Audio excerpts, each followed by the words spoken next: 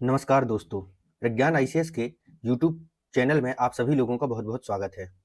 आज जो है हम अपने भारतीय राज्य व्यवस्था इंडियन पॉलिटी के जो है वह जो टॉपिक है हमारा प्रिएम्बल एंड सिटीजनशिप, ठीक है? और इसके साथ ही कुछ अदर इंपॉर्टेंट जो फैक्ट्स हैं, उनसे रिलेटेड जो एमसीक्यूज हैं, वो हम लोग यहाँ पर डिस्कस करेंगे, ठीक है? तो चलिए हम लोग जो है अपनी क्लासेस को जो है स्टार्ट करते हैं और इसमें देखते हैं कि हमारे लिए जो है पहला क्वेश्चन क्या है। तो आपको पता है इस सीरीज में जो है हम लोग क्या कर रहे हैं, जितने भी प्रीवियस ईयर क्वेश्चंस हैं, चाहे वह पीएससी के हों और इवन यूपीएससी के भी, मतलब आईएएस एग्जाम के भी जो प्रीवियस ईयर क्वेश्चंस हैं और उसमें से जो फैक्चुअल हैं, क्योंकि आईएएस के एग्जाम में तो कुछ क्वेश्चंस जो रहते हैं वो थोड़ा लेंदी होते हैं, वो हमारे स्टेट पीसीएस या जो अदर एग्जाम होते हैं उसके लिए इतने यूजफुल नहीं होते। लेकिन ये है कि वो कहीं पर जहां पर ऐसा लगता है कि यार यहाँ से कॉन्सेप्ट बिल्डअप हो जाएगा या कोई इंपॉर्टेंट फैक्ट्स जिसे स्टेट पीसीएस जो है रिपीट कर सकते हैं, उनसे रिलेटेड क्वेश्चंस को भी जो है हमने अपने इस क्लासेस में जो है इंक्लूड किया हुआ है, ठीक है? चलिए तो शुरू करते हैं। पहला क्वेश्चन क्या कहता है? पहला क्वेश्चन आपका है, फर्स्ट वाला जो क्वेश्चन है ये रिलेटेड है कि गणतंत्रीय अवधारणा से संबंधित निम्नांकित में से कौन एक नहीं है? Which of the following is not related to the concept of republic? मतलब रिपब्लिक से संबंधित क्या नहीं है, ठीक है? सबसे पहला ऑप्शन है आपका, एक राज्य जिसमें जनता सर्वोच्च हो। क्या गणतंत्र का मतलब ये है कि एक राज्य जिसमें जनता जो है सर्वोच्च हो? सर्वोच्च शक्ति निर्वाचित प्रधान में निहित हो, सर्वोच्च शक्ति एक राजा के समान एक ही व्यक्ति में निहित हो, और एक ऐसी सरकार जो जनता द्वारा निर्वाचित प्रतिनिधियों से बने। पहला ऑप्शन है, a state in which the people are supreme, supreme power vested in an elected members, supreme power vested in a single person like a king, a government formation, क्या है यहाँ पर, a government formed by representative elected by the people. तो क्या होगा इसका सही answer भाई? इसका सही आंसर क्या होगा? गणतंत्र से आप क्या समझते हैं? और यहां आपसे प्रश्न पूछा गया है कि निम्नलिखित में से कौन एक जो है वह गणतंत्र को डिफाइन नहीं करता है, ठीक है? तो कोई भी आप स्टैंडर्ड बुक पढ़ते हैं उसमें गणतंत्र के जो है कुछ मीनिंग दिए हुए हैं, मैं आपको बताता हूं, फिर आप आंसर तक पहुंचने की कोशिश कीजिएगा। गणतंत्र का जो है मीनिंग, रिपब्लिक का क्या मतलब होता है? इसका पहला मतलब तो ये होता है कि आपके जो मुखिया, देश के जो मुखिया हैं, ठीक है ना, जो हेड ऑफ द नेशन जो है, देश के जो मुखिया हैं, देश के जो मुखिया हैं वो निर्वाचित होते हैं। क्या होते हैं? देश के मुखिया जो हैं वो होते हैं कैसा? निर्वाचित। मतलब head of the state should be elected, वहां पर वो निर्वाचित होना चाहिए। और यहाँ पर जो है वह क्या किया जाता है, जो वंशानुगत पद होते हैं, ठीक है ना, जो हेरिडेटरी पोस्ट होते हैं कि राजा का बेटा ही राजा बनेगा, उसको क्या है, समाप्त कर दिया गया है। पहली बात तो ये होता है। दूसरी बात ये होती है कि नागरिक जो होते हैं, नागरिक जो होते हैं, नागरिक वो किसी भी संवैधानिक पद को धारण कर सकते हैं, किसी भी संवैधानिक पदों को, ठीक है, किसी भी संवैधानिक पदों को जो है, पदों को धारण कर सकते हैं, पदों को धारण कर सकते हैं, ठीक है? ये एक गणतंत्र का दूसरा मतलब हो जाता है। इसके अलावा क्या होता है गणतंत्र का? ये दो प्रमुख मतलब माने जाते हैं, वैसे तो और भी इसके मीनिंग होते हैं, लेकिन ये दो मेजर हैं। अब इन्हीं दो मेजर से जो है हमारा ऑप्शन, हम आंसर तक पहुंचेंगे। देखिए, तो पहला ऑप्शन क्या कहता है कि एक राज्य जिसमें जनता सर्वोच्च हो। ये तो सही है भाई, क्योंकि देखिए मुखिया भी निर्वाचित है और मुखिया का निर्वाचन कौन करेगा? जनता करेगी, चाहे प्रत्यक्ष करे चाहे अप्रत्यक्ष करे, पर करेगी जनता, तो जनता तो सर्वोच्च है। सर्वोच्च शक्ति निर्वाचित प्रधान में होता है, बिल्कुल सत्य बात है। जनता के द्वारा मान लीजिए राष्ट्रपति का निर्वाचन किया गया, चाहे प्रत्यक्ष हो चाहे अप्रत्यक्ष हो, लेकिन सर्वोच्च शक्ति उसी के हाथ में, उसी में जो है निहित होती है। तो सर्वोच्च शक्ति जो है वह निर्वाचित प्रधान में निहित होती है। नेक्स्ट है, सर्वोच्च शक्ति एक राजा के समान एक ही व्यक्ति में निहित होती है। थोड़ा सा डाउट लग रहा है। और नेक्स्ट है, एक ऐसी सरकार जो जनता द्वारा निर्वाचित प्रतिनिधियों से बने, बिल्कुल सत्य बात है, ठीक है? तो ये भी सही है। तो गलत क्या हो गया आपका? यहाँ पर आंसर है वो कौन सा है? सी नंबर का, ठीक है, कि सर्वोच्च शक्ति एक राजा के समान एक ही व्यक्ति में निहित हो, ऐसा नहीं है। सर्वोच्च शक्ति एक राजा के समान जो एक ही व्यक्ति में नहीं निहित होता गणतंत्र में, ठीक है? सर्वोच्च शक्ति जो है निर्वाचित प्रधान में निहित होता है, और निर्वाचित अगर और सदस्यगण हैं, ठीक है, तो वो शक्ति उनमें भी निहित होगी, ठीक है, एक ही व्यक्ति में निहित नहीं होती है। तो ये इसका जो है वह सही आंसर हो जाएगा। नेक्स्ट क्वेश्चन देखते हैं हम लोग। वो है आपका, किसने कहा था भारत एक अर्ध संघात्मक राज्य है? Who said India is a quasi federal या क्वासी फेडरल स्टेट? ये किसने कहा है? हेराल्ड लॉस्की ने कहा है, आइवर जेनिंग्स ने कहा है, लॉर्ड ब्रायस ने कहा है, और केसी वेयर ने कहा है। किसने ये बात कही है कि भारत एक अर्ध संघात्मक जो है राज्य है? जो आपका स्टैंडर्ड बुक है, जैसे लक्ष्मीकांत या जो है परीक्षावाणी की किताब है, या कोई भी स्टैंडर्ड बुक जो पॉलिटी की जो है आप लोग यूज करते होंगे, उन सब में ये प्रियम्बल वाले चैप्टर में, और जहां पर जो है फेडरेशन वाला जो चैप्टर दिया संघात्मक व्यवस्था, वहां पर कुछ पॉलिटिकल साइंटिस्ट जो है, कुछ राजनीतिक वैज्ञानिकों के नाम दिए हुए हैं, ये कुछ संविधान वेत्ताओं के नाम दिए और उनके सामने ये लिखा हुआ है कि भारत के संघात्मक संरचना पर, है ना, किसने किस प्रकार की टिप्पणी की है। खैर आंसर तक पहुंचे, भारत एक अर्ध संघात्मक राज्य है, ये किसने कहा है? तो इसका आंसर है दोस्तों केसी वेयर ने कहा है। किसने कहा है? केसी वेयर ने ये कहा है कि भारत एक अर्ध संघात्मक राज्य है। ठीक है, तो कुछ नाम, इससे पिछली वाली क्लास में भी मैंने आपको बताया था कि कुछ नाम जैसे केसी वेयर हो गए, आइवर जेनिंग्स हो गए, ठीक है, इनके नाम जो है हम लोगों को याद रखने, मॉरिस जोन्स हो गए, जिन्होंने भारत के कॉन्स्टिट्यूशन पर कुछ कमेंट्रीज की हैं। ठीक, तो ये इसका आंसर है केसी वेयर। नेक्स्ट क्वेश्चन देखिए, नेक्स्ट क्वेश्चन क्या है आपका? संसदात्मक शासन व्यवस्था में, ठीक है, in a parliamentary system of government, उसकी क्या विशेषताएं होती हैं? पहला पूछा है, पहला ऑप्शन है आपका, न्यायपालिका का कार्यपालिका पर नियंत्रण होता है। सही क्या है आपको ये बताना है। कार्यपालिका का न्यायपालिका पर नियंत्रण होता है, कार्यपालिका का विधायिका पर नियंत्रण होता है, और विधायिका का कार्यपालिका पर नियंत्रण होता है। जुडिशरी कंट्रोल द एग्जीक्यूटिव, तब तक आंसर बताइए। Executive control the judiciary, executive control the legislature, legislature control the executive. क्या सही आंसर होगा इसका?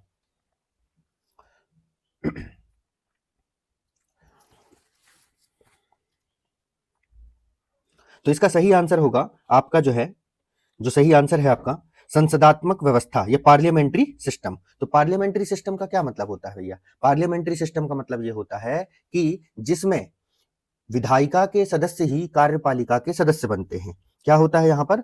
इसमें जो होता है वो ये होता है कि विधायिका के सदस्य, है ना, विधायिका के, अच्छा एक काम करते हैं, यहाँ लिखा हुआ है, टाइम बहुत लगता है लिखने में, तो क्या करते हैं अपन इसमें देखिए, ऐसी संसद जिसमें क्या होता है विधायिका के सदस्य ही, है ना, कार्यपालिका के सदस्य बनते हैं, और इसके साथ ही विधायिका का, किसका? विधायिका का कार्यपालिका पर जो है, कार्यपालिका पर क्या होता है?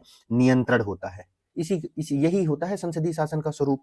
ठीक है, जिसमें कहा भी गया है कि कार्यपालिका, कार्यपालिका जो होती है, कार्यपालिका विधायिका के प्रति, हम संसदीय शासन व्यवस्था मैंने आपको समझाया है, कार्यपालिका विधायिका के प्रति सामूहिक रूप से उत्तरदायी होता है, सामूहिक रूप से उत्तरदायी होता है, ये बात कही गई है। ठीक है, ये बात किसमें कही गई है? आर्टिकल 75 क्लॉज 3 या 4 में कही गई है। ठीक है, तो अपन को 75 ही याद रखना है, यहाँ पर ज्यादा डेप्थ में नहीं जाते अपन। तो क्या हुआ? आर्टिकल 75 में ये बात कही गई कि कार्यपालिका विधायिका के प्रति सामूहिक रूप से उत्तरदायी होगी, क्योंकि अगर कार्यपालिका अपने कामों को सही से नहीं करेगी तो विधायिका में उनके अगेंस्ट जो है वह क्या लाया जा सकता है? नो कॉन्फिडेंस मोशन लाया जा सकता है, अविश्वास प्रस्ताव लाया जा सकता है। ठीक है, तो ये इसका सही आंसर क्या होगा आपका?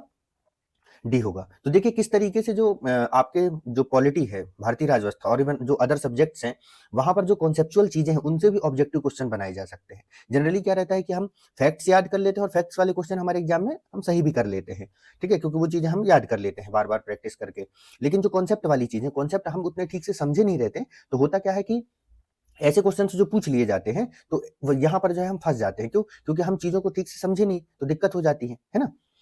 चलो नेक्स्ट क्वेश्चन देखते हैं अब हम लोग। नेक्स्ट क्वेश्चन आपका क्या कहता है? नेक्स्ट क्वेश्चन है, निम्नलिखित कथनों पर विचार करो। चलो विचार करते हैं। Consider the following statement. पहला स्टेटमेंट है, भारत एक लोकतांत्रिक राज्य व्यवस्था है। India is a democratic system of state. Bharat एक प्रभुसत्ता संपन्न राज्य है। India is a sovereign state. Bharat में लोकतांत्रिक समाज है। India has a democratic society.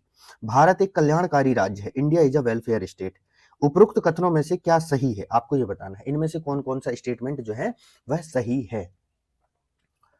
क्या होगा इसका आंसर? देखिए, भारत एक लोकतांत्रिक राज व्यवस्था है, ये तो हमारे प्रियम्बल में ही कहा गया है। ठीक है, भारत एक प्रभुत्व सत्ता संपन्न है, ये बात भी हमारे प्रियम्बल में कही गई है। अब भारत जब लोकतांत्रिक राज्य है तो हमारा समाज भी कैसा होगा? लोकतांत्रिक समाज होगा। ठीक है, लोकतांत्रिक समाज का क्या मतलब है कि जहां पर जो है समाज की भी जो परिस्थिति है वो लोकतांत्रिक तरीके से, मतलब जनता क्या चाहती, समाज में उस तरीके से परिवर्तन होता है। आज जैसे देखिए कि हमारे देश में जो है वह एलजीबीटीक्यू कम्युनिटी, कुछ लोग प्लस कम्युनिटी, कुछ लोग क्रिटिसाइज कर रहे हैं, नो डाउट, लेकिन फिर भी भारत के समाज जो है लोकतांत्रिक है। ये इस बात से पता चलता है हमें कि हमने इस कम्युनिटी के राइट्स को भी जो है एक्सेप्ट किया। हमने महिलाओं के अधिकारों को भी, मतलब हमारे समाज ने महिलाओं के अधिकारों को भी एक्सेप्ट किया, और आने वाले समय के हिसाब से, जिस तरीके से समाज में परिवर्तन होता है, ठीक है, उसे समाज धीरे धीरे तरीके से जो है स्वीकार करता जाता है। तो हमारे यहाँ लोकतांत्रिक समाज है, देश तो हमारा लोकतंत्र है ही है। मोदी जी बार बार जो है छाती पीट पीट के कहते हैं कि हम विश्व के सबसे बड़े लोकतांत्रिक देश हैं, है ना। और फिर भारत एक कल्याणकारी राज्य है। कैसा राज्य है? कल्याणकारी, वेलफेयर स्टेट है। ये बात जो है कही गई है किसमें? डीपीएसपी में। डीपीएसपी वाला हमने चैप्टर पढ़ा, राज्य की नीति निदेशक तत्व, वहां पर ये बात कही गई है। वहां से हमें ये इनडायरेक्टली पता चलता है कि भारत एक कल्याणकारी राज्य भी है, क्योंकि उसका उद्देश्य जनता, भारत देश की जनता का कल्याण करना है। तो देख लीजिए, जहां पर ये चारों मिल जाए वही आपका सही आंसर होगा, डी। बहुत मतलब कहना चाहिए खूबसूरत प्रश्न है ये, बहुत बढ़िया प्रश्न जो है एग्जामिनर के द्वारा यहाँ पर बनाया गया है। नेक्स्ट क्वेश्चन देखते हैं हम लोग। नेक्स्ट क्वेश्चन है हमारा, भारत के संविधान के आमुख का लक्ष्य उसके सभी नागरिकों के लिए सुनिश्चित करना है। The goal of the preamble of the constitution of India is to ensure for all its citizens. ठीक है, अगेन एक हिदायत, आपको क्वेश्चन हिंदी और इंग्लिश दोनों में पढ़ने हैं, ठीक, क्योंकि अब आपको पता होगा प्रियम्बल के बारे में, आपको बहुत सारी जानकारियां हैं, बहुत सारी जानकारियां, आपने बार बार प्रियम्बल पढ़ा है, लेकिन एग्जामिनर ने यहाँ प्रियम्बल शब्द का उपयोग न करके शब्द का यूज कर दिया है आमुख, क्योंकि हम ऑप्शन तो बाद में देखते हैं, पहले क्वेश्चन ही पढ़ते हैं। अब कह रहा है भारत के संविधान के आमुख, आमुख मतलब जो प्रथम पृष्ठ होता है ना, जो फ्रंट पेज होता है, उसके बारे में ये पूछ रहा है, उसके सभी नागरिकों को सुनिश्चित करना है। तो अब किसी के दिमाग में आ गया, अरे यार ये आमुख क्या है, यही दिमाग थोड़ा सा स्ट्रेस में आ गया। एग्जामिनेशन हॉल में ऐसे होता है, छोटी छोटी बातें जो है हमें स्ट्रेस में डाल देती हैं। खैर, ऑप्शन देखते हैं। सामाजिक तथा आर्थिक न्याय, सोशल एंड इकोनॉमिक जस्टिस, पहली बात है, ठीक है। विचार तथा अभिव्यक्ति की स्वतंत्रता, liberty of thought and expression. अवसर की समानता, इक्वेलिटी ऑफ अपॉर्चुनिटी। और व्यक्ति की प्रतिष्ठा, डिग्निटी ऑफ इंडिविजुअल। तो अब इसमें आपको यह बताना है कि इसमें सही आंसर क्या है, मतलब इनमें से ये जो चार ऑप्शन हैं, इसमें से कौन कौन सी चीजें जो हैं वह प्रियम्बल में इंक्लूडेड है, मतलब उन चीजों को जो है वह प्रियम्बल में इंक्लूड किया गया है। अब एक बार पूरा प्रियम्बल पढ़िए। सोचिए ये क्वेश्चन जो है यूपी लोअर, है ना, यूपी लोअर सब का जो एग्जाम हुआ है 1998 में, वहां पूछा गया था, आज से लगभग लगभग जो है 27-28 साल पहले, इतना बढ़िया क्वेश्चन बना करके, ठीक है। बहुत सारे स्टेट सर्विस वाले तो कह रहे थे सही से क्वेश्चन तक सेट नहीं कर पाते, ठीक है, कॉन्सेप्चुअल तो छोड़ ही दीजिए, जबरदस्ती का क्वेश्चन बनाते। इतने बढ़िया बढ़िया क्वेश्चन बन सकते हैं सब्जेक्ट से, तो उसको छोड़ करके जबरदस्ती के क्वेश्चन बनाएंगे, ठीक है, ऐसे क्वेश्चन जिनका कोई रिलेवेंट नहीं। इस बार एसएससी में भी आपने देखा कि ऐसे जो है वाहियात क्वेश्चन बनाए गए, उसमें कुछ क्वेश्चन जो है जिनका कोई रिलेवेंट नहीं है, ठीक। तो खैर क्या करेंगे, तो इसमें जो है हम लोग देखते हैं क्या सही आंसर होगा। सामाजिक तथा आर्थिक न्याय, ठीक, चलो आंसर तक देखते हैं, अभी इसको होल्ड पे रखिए। हमारे यहां पर सामाजिक न्याय की तो बात की गई, न्याय के 3 स्वरूप बताए गए हैं प्रियम्बल में, सामाजिक, राजनीतिक और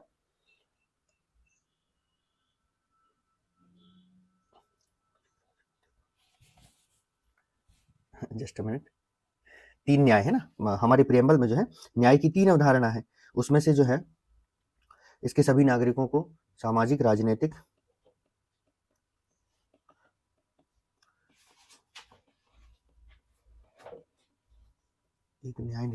जस्ट मिनट, नेक्स्ट में है विचार तथा अभिव्यक्ति की स्वतंत्रता, liberty of thought and expression, ये तो सही है, हमें दिया गया, हम इस तरीके की स्वतंत्रता की बात जो है हमने अपने प्रियम्बल में किया है। अवसर की समानता, इक्वेलिटी ऑफ अपॉर्चुनिटी की बात भी प्रियम्बल में की गई है। और व्यक्ति की प्रतिष्ठा, डिग्निटी ऑफ द इंडिविजुअल, इसकी बात भी जो है हमारे प्रियम्बल में की गई है, ठीक है। तो इसके 3 ऑप्शंस तो सही हैं, वहां पर जो है कहीं कोई समस्या है नहीं। सामाजिक, राजनीतिक, अरे हाँ आर्थिक है इसमें जो है ना, माफी चाहूंगा मैं थोड़ा भूल गया था इसको, आर्थिक, ठीक है। तो क्या क्या है यहाँ पर, हाँ, तो क्या बात कही गई है कि भाई हम भारत के लोग भारत को एक संपूर्ण प्रभुत्व संपन्न समाजवादी पंथ निरपेक्ष लोकतंत्रात्मक गणराज्य बनाने के लिए तथा इसके सभी नागरिकों को सामाजिक, राजनीतिक, आर्थिक न्याय, तो तीनों न्याय है यहाँ पर, ठीक है। सामाजिक, आर्थिक और राजनीतिक भी होता तो वो भी सही हो जाता, तो जहां पर ऑल ऑफ दी अबव हो, ये डी ऑप्शन इसका सही हो जाएगा, ठीक है। ये सारी चीजें जो है सुनिश्चित की जाती है हमारे प्रियम्बल में नागरिकों के लिए। नेक्स्ट क्वेश्चन देखिए, नेक्स्ट क्वेश्चन क्या कहता है आपका, भारत में लौकिक सार्वभौमिकता है, ठीक है, लौकिक सार्वभौमिकता है क्योंकि संविधान की प्रस्तावना आरंभ होती है, ठीक है। मतलब इसको जो है एक कई बार राजनीति विज्ञान की भाषा में इसी के लिए इसे जन संप्रभुता कहा जाता है, या पॉपुलर सोवरेंटी भी कहा जाता है ना। इंडिया हैज पॉपुलर सोवरेंटी, क्या है popular sovereignty, because the preamble of the constitution begins with the words. तो हमारा जो प्रियम्बल है किन शब्दों के साथ शुरू होता है, पहला ऑप्शन है प्रजातांत्रिक भारत शब्दों से, मतलब प्रजातांत्रिक, हम भारत के प्रजातांत्रिक लोग से शुरू होता है, या हम जनता के जनतंत्र शब्दों से, हम जनता के लोकतंत्र शब्दों से, या हम भारत के लोग शब्दों से। मतलब प्रियम्बल की शुरुआत किससे होती है? ठीक है, तो इसका सही आंसर है दोस्तों वो है डी, क्योंकि प्रियम्बल की शुरुआत कहां से होती है? हम भारत के लोग भारत को एक संपूर्ण प्रभुत्व संपन्न लोकतंत्रात्मक गणराज्य बनाने के लिए, तो हम भारत के लोग से शुरू होती है। बढ़िया क्वेश्चन है ये भी। नेक्स्ट क्वेश्चन देखते हैं हम लोग, संविधान की प्रस्तावना के बारे में कौन सा सही है? Which statement is correct regarding the preamble of the constitution? पहला ऑप्शन है आपका, पहला ऑप्शन जो इसमें पूछा गया है वो ऑप्शन आपका यहां पर ये है, ठीक है, देखिएगा आप लोग, समाजवादी धर्मनिरपेक्ष शब्द, समाजवादी धर्मनिरपेक्ष शब्द 1950 में लागू संविधान के अंग नहीं थे। क्या ये बात सही है? Socialist secular words were not part of the constitution enacted इन 1950। इसी से रिलेटेड है, उक्त शब्द 1977 में संविधान द्वारा जोड़े गए। Said words were added by amendment in 1977। उक्त शब्द 1985 में संशोधन द्वारा जोड़े गए। Said words were added by amendment in 1985।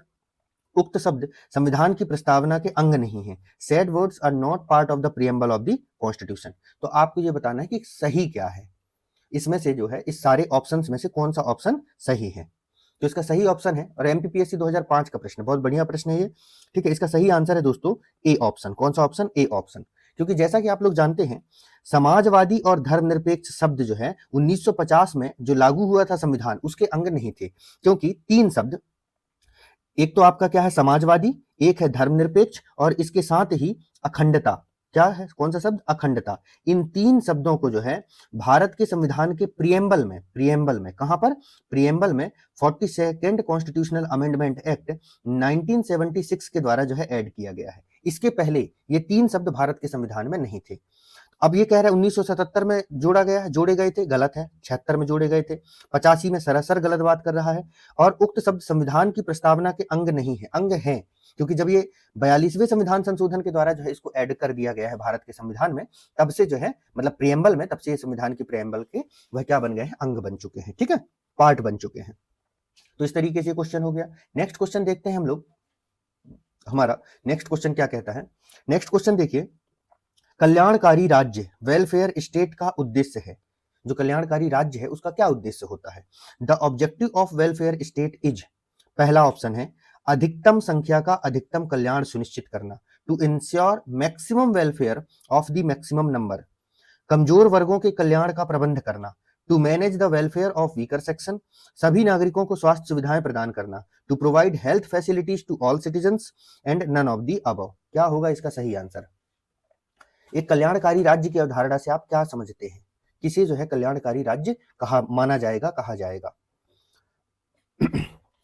तो इसका सही आंसर मैं आपको बता देता हूं, वो है आपका क्या? कमजोर वर्गों के कल्याण का प्रबंधन करना। क्या करना? कमजोर वर्गों के कल्याण का प्रबंध करना। ऐसा क्यों है इसको देखिए, अधिकतम संख्या का अधिकतम कल्याण सुनिश्चित करना। एक विचारक थे जेरेमी बेंथम, है ना, उनका कहना यह था कि मैक्सिमम लोगों का हित ही जो है वह उस सिद्धांत को जो है मानते थे कि अधिकतम लोगों का अधिकतम सुख, इस बात को वो माना करते थे, ठीक है। एक सुखवादी विचारक थे एक तरीके से। बाकी समाज के मतलब समाज में कोई नीति कैसी होनी चाहिए, तो उनका मानना यह था कि जो अधिकतम लोगों को अधिकतम सुख प्रदान कर सके वैसी नीति होनी चाहिए। उपयोगितावादी, यूटिलिटेरियन कहते हैं उसे, है ना। नेक्स्ट है कमजोर वर्गों का, तो ये तो सही आंसर ही, सभी नागरिकों को स्वास्थ्य सुविधाएं प्रदान करना। तो क्या केवल स्वास्थ्य सुविधाएं प्रदान करने से कोई राज्य जो है वह कल्याणकारी राज्य बन जाता है? नहीं, कल्याणकारी राज्य बनने के लिए सभी प्रकार की सुविधाएं प्रदान करना, और सभी नागरिकों को नहीं, कमजोर वर्गों को, ठीक है। कमजोर वर्ग को जब कोई राज्य सहायता प्रदान करता है तो हम उसे कल्याणकारी कहते हैं, ठीक है। मान लीजिए आप जाकर के अनिल अंबानी को जो है दान दे के आ जाएं, तो आप महान नहीं है, ठीक है। आपकी महानता तब होगी जब आप बहुत सारे जो गरीब वर्ग है उनका कल्याण करें। जिसके पास ऑलरेडी इतना है, आप उसका कल्याण करने जा रहे हैं, तो वो कल्याणकारी राज्य नहीं है। उपरोक्त में से कोई नहीं, तो ये तो खैर अब जब सही आंसर ही है तो फिर तो ये ऑप्शन होगा नहीं। नेक्स्ट क्वेश्चन देखते हैं हम लोग, संविधान की उद्देशिका के संबंध में निम्न कथनों पर विचार करिए और दिए गए कूट की सहायता से बताइए इनमें से कौन सही है, ठीक है। कंसीडर करना है और आपको बताना है, प्रियम्बल से रिलेटेड क्वेश्चन है, preamble of constitution, and select the correct answer, ठीक है। और ये जैसे मैं करता हूं ना क्वेश्चन में, क्वेश्चन को मार्क किया और उसमें से क्या करना है, किस टॉपिक क्या है, मतलब क्वेश्चन किस सब्जेक्ट पर पूछा गया है है ना, और उस पर क्या करना है, सही आंसर फाइंड करना है या गलत आंसर, उसको मैंने अंडरलाइन कर लिया। ये ऑटोमेटिक नहीं, ये हैबिट डेवलप किया गया है ना। हम लोग बार बार जब प्रैक्टिस किया करते थे अपने टाइम पर, तो उस समय हम लोगों ने इस तरीके से हैबिट डेवलप किया था ऑब्जेक्टिव सॉल्व करने का। ऑप्शन है, पहला ऑप्शन है पंडित नेहरू द्वारा प्रस्तुत ऑब्जेक्टिव रेजोल्यूशन, ऑब्जेक्टिव प्रस्ताव अंतोगत्वा उद्देशिका बना। The objective resolution moved by Pandit Nehru ultimately become the preamble. पहला ऑप्शन। इसकी प्रकृति न्याय योग्य नहीं है, it is not justiciable in nature, इसका संशोधन नहीं किया जा सकता, it can not be amended, संविधान के विशिष्ट प्रावधानों को यह रद्द नहीं कर सकता, it can not override the specific provision of the constitution. अब आपका जो है ऑप्शन है, ऑप्शन ए है 1 and 2 ओनली, बी है 1, 2 and 4 ओनली, सी है 1, 2 and 3 ओनली, एंड 4 है 2, 3 and 4 ओनली। क्या होगा इसका सही आंसर? चलो पहुंचते हैं आंसर तक। पंडित नेहरू द्वारा प्रस्तुत ऑब्जेक्टिव रेजोल्यूशन अंतोगत्वा उद्देशिका बना, बिल्कुल सत्य बात है। इसकी पहले वाली मैंने क्लास में आपको बताया था, 13 दिसंबर 1946 को ऑब्जेक्टिव रेजोल्यूशन जो है क्या किया गया था, पेश किया गया था नेहरू जी के द्वारा संविधान सभा में, जिसे 22 जनवरी 1947 को एक्सेप्ट किया गया, संविधान सभा के द्वारा एडॉप्ट किया गया, और इसी के आधार पर फिर संविधान बनाने का काम शुरू हुआ। और लास्ट में जो है वह लास्ट में जो है जब संविधान को लागू किया जा रहा था, सबसे अंत में जो है उस समय यह उद्देशिका प्रस्ताव ही, इसको जो है प्रस्तावना के रूप में, किसके रूप में, प्रस्तावना के रूप में संविधान में इसको स्वीकार कर लिया गया। फिर नेक्स्ट है, इसकी प्रकृति न्याय योग्य नहीं है। तो हम जब फीचर ऑफ प्रीएम्बल पढ़ते हैं तो वहां पर देखते हैं कि it is not justiciable in nature, और ये सत्य बात है। मतलब इसके आधार पर आप कोर्ट नहीं जा सकते कि आप सुप्रीम कोर्ट या हाई कोर्ट पहुंच गए और आप बोलिए कि देखिए प्रीएम्बल में कहा गया है कि हमें जो है सामाजिक, राजनीतिक और आर्थिक न्याय दिया जाएगा, और सरकार जो है हमें इस तरीके की जस्टिस जो है इंश्योर नहीं कर रही है। तो प्रीएम्बल को बेसिस बना करके जो है आप क्या कर सकते हैं, आप न्यायपालिका नहीं जा सकते हैं। तो न्याय योग्य नहीं है, वाद योग्य नहीं है। इसका संशोधन नहीं किया जा सकता। अभी मैंने थोड़ी देर पहले बताया था कि प्रीएम्बल में अभी तक एक ही बार संशोधन किया गया है, 42nd constitution amendment.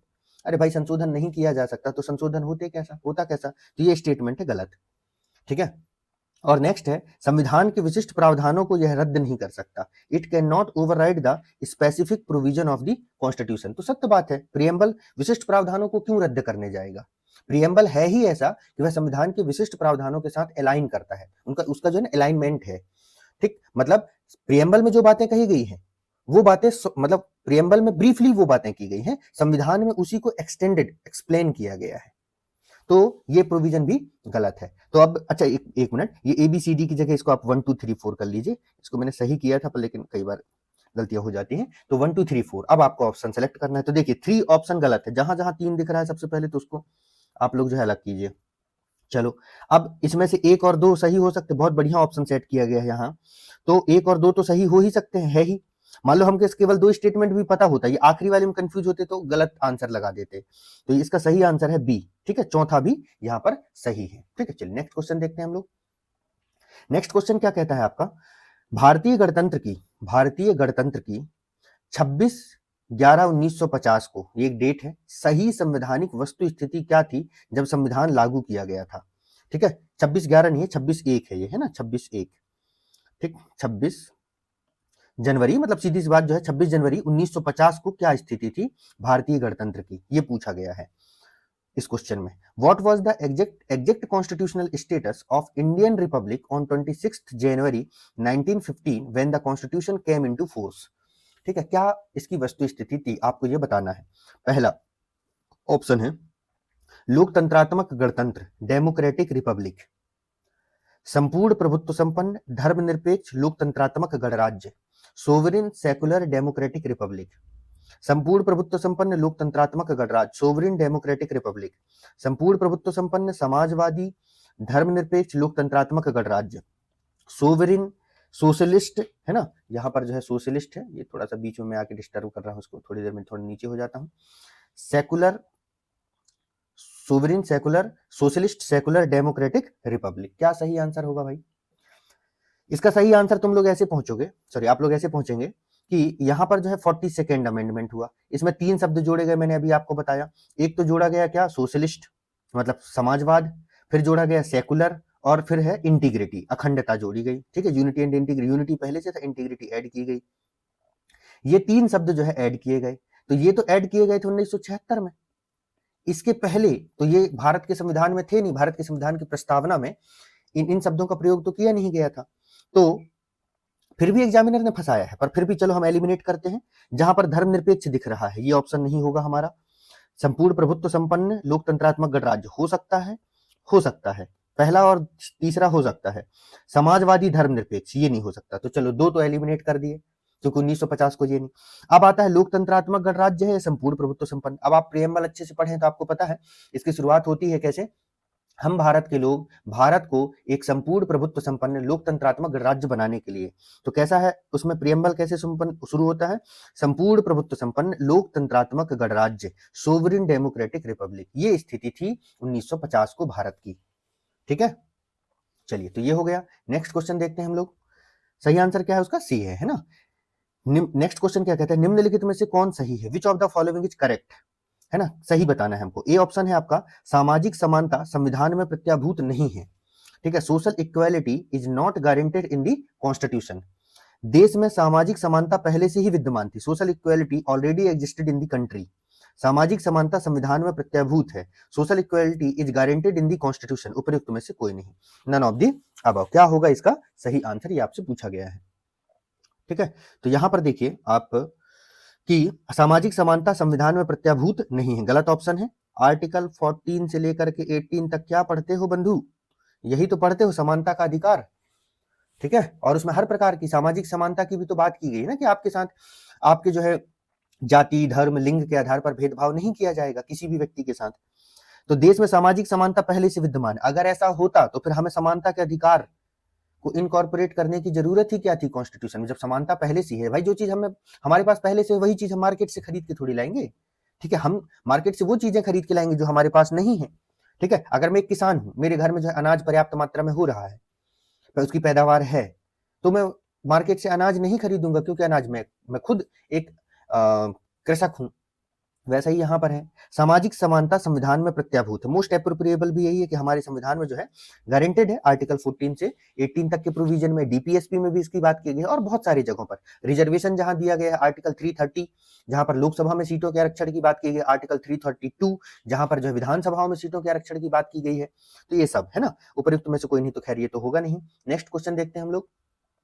Next question क्या कहता है, भारत के संदर्भ में निम्न में से कौन धर्मनिरपेक्ष शब्द का सही भाव व्यक्त करता है। Which of the following correctly express the meaning of the word secular in the context of India. मतलब भारत के संदर्भ में सही सेकुलर का सही मीनिंग क्या है। ऑप्शन पहला है, भारत में अनेक धर्म है, इंडिया हैज मैनी रिलीजन। क्या धर्मनिरपेक्षता शब्द का ये मतलब होता है, भारतीयों को धार्मिक स्वतंत्रता प्राप्त है। बिल्कुल सत्य बात है भाई, प्राप्त है। India have religious freedom, article 25 से लेकर के 28 तक, है ना। धर्मानुपालन व्यक्ति की इच्छा पर निर्भर है, following religion depends on the will of individual. बिल्कुल सत्य बात है, आर्टिकल 25 यही तो कहता है कि आपको जो है अपनी अंतरात्मा को मानने का अधिकार है। और भारत में राज्य का कोई धर्म नहीं है, the state in India has no religion. ये सारे स्टेटमेंट सही हैं अगर देखा जाए तो, गलत कुछ भी नहीं है। लेकिन हमें यहाँ धर्मनिरपेक्षता शब्द का अर्थ बताना है कि धर्मनिरपेक्षता का क्या मतलब है ना। स्टेटमेंट तो सारे सही हैं, लेकिन धर्मनिरपेक्षता किससे संबंधित है। तो क्या होगा इसका सही आंसर, इसका सही आंसर होगा दोस्तों डी। क्या होगा, डी। भारत में राज्य का कोई धर्म नहीं, भारत का अपना कोई धर्म नहीं है। ठीक है, भारत के लिए भारत धर्मनिरपेक्षता शब्द का मतलब ही होता है कि राज्य का जहां पर कोई धर्म नहीं होता। लेकिन हमने थोड़ा सा एक स्टेप आगे बढ़ा और हमने कहा हम सभी धर्मों के साथ समान व्यवहार करेंगे, क्योंकि पश्चिमी जगत में क्या होता है कि राज्य का धर्म से कोई लेना देना नहीं है। लेकिन हमारे यहाँ ऐसा है कि हमारा कोई राजकीय धर्म नहीं है, जैसे कोई हमारी जो है कोई राष्ट्रीय भाषा नहीं है। ठीक है, वैसे ही हमारा कोई राजकीय धर्म नहीं है ना, कि हमारी सरकार का धर्म हिंदू है, मुस्लिम है, ईसाई है, सिख है, ऐसा नहीं है। लेकिन हाँ, हमारी सरकार सभी धर्मों के साथ बराबर एक जैसा व्यवहार करेगी। ठीक है, तो इस तरीके से ये हो गया कि आपका धर्मनिरपेक्षता, है ना। तो क्या है सही आंसर, डी है। नेक्स्ट क्वेश्चन देखते हैं, बढ़िया क्वेश्चन है। निम्नलिखित में से किस वाद में उच्चतम न्यायालय ने धारणा प्रस्तुत की कि उद्देशिका संविधान का भाग है।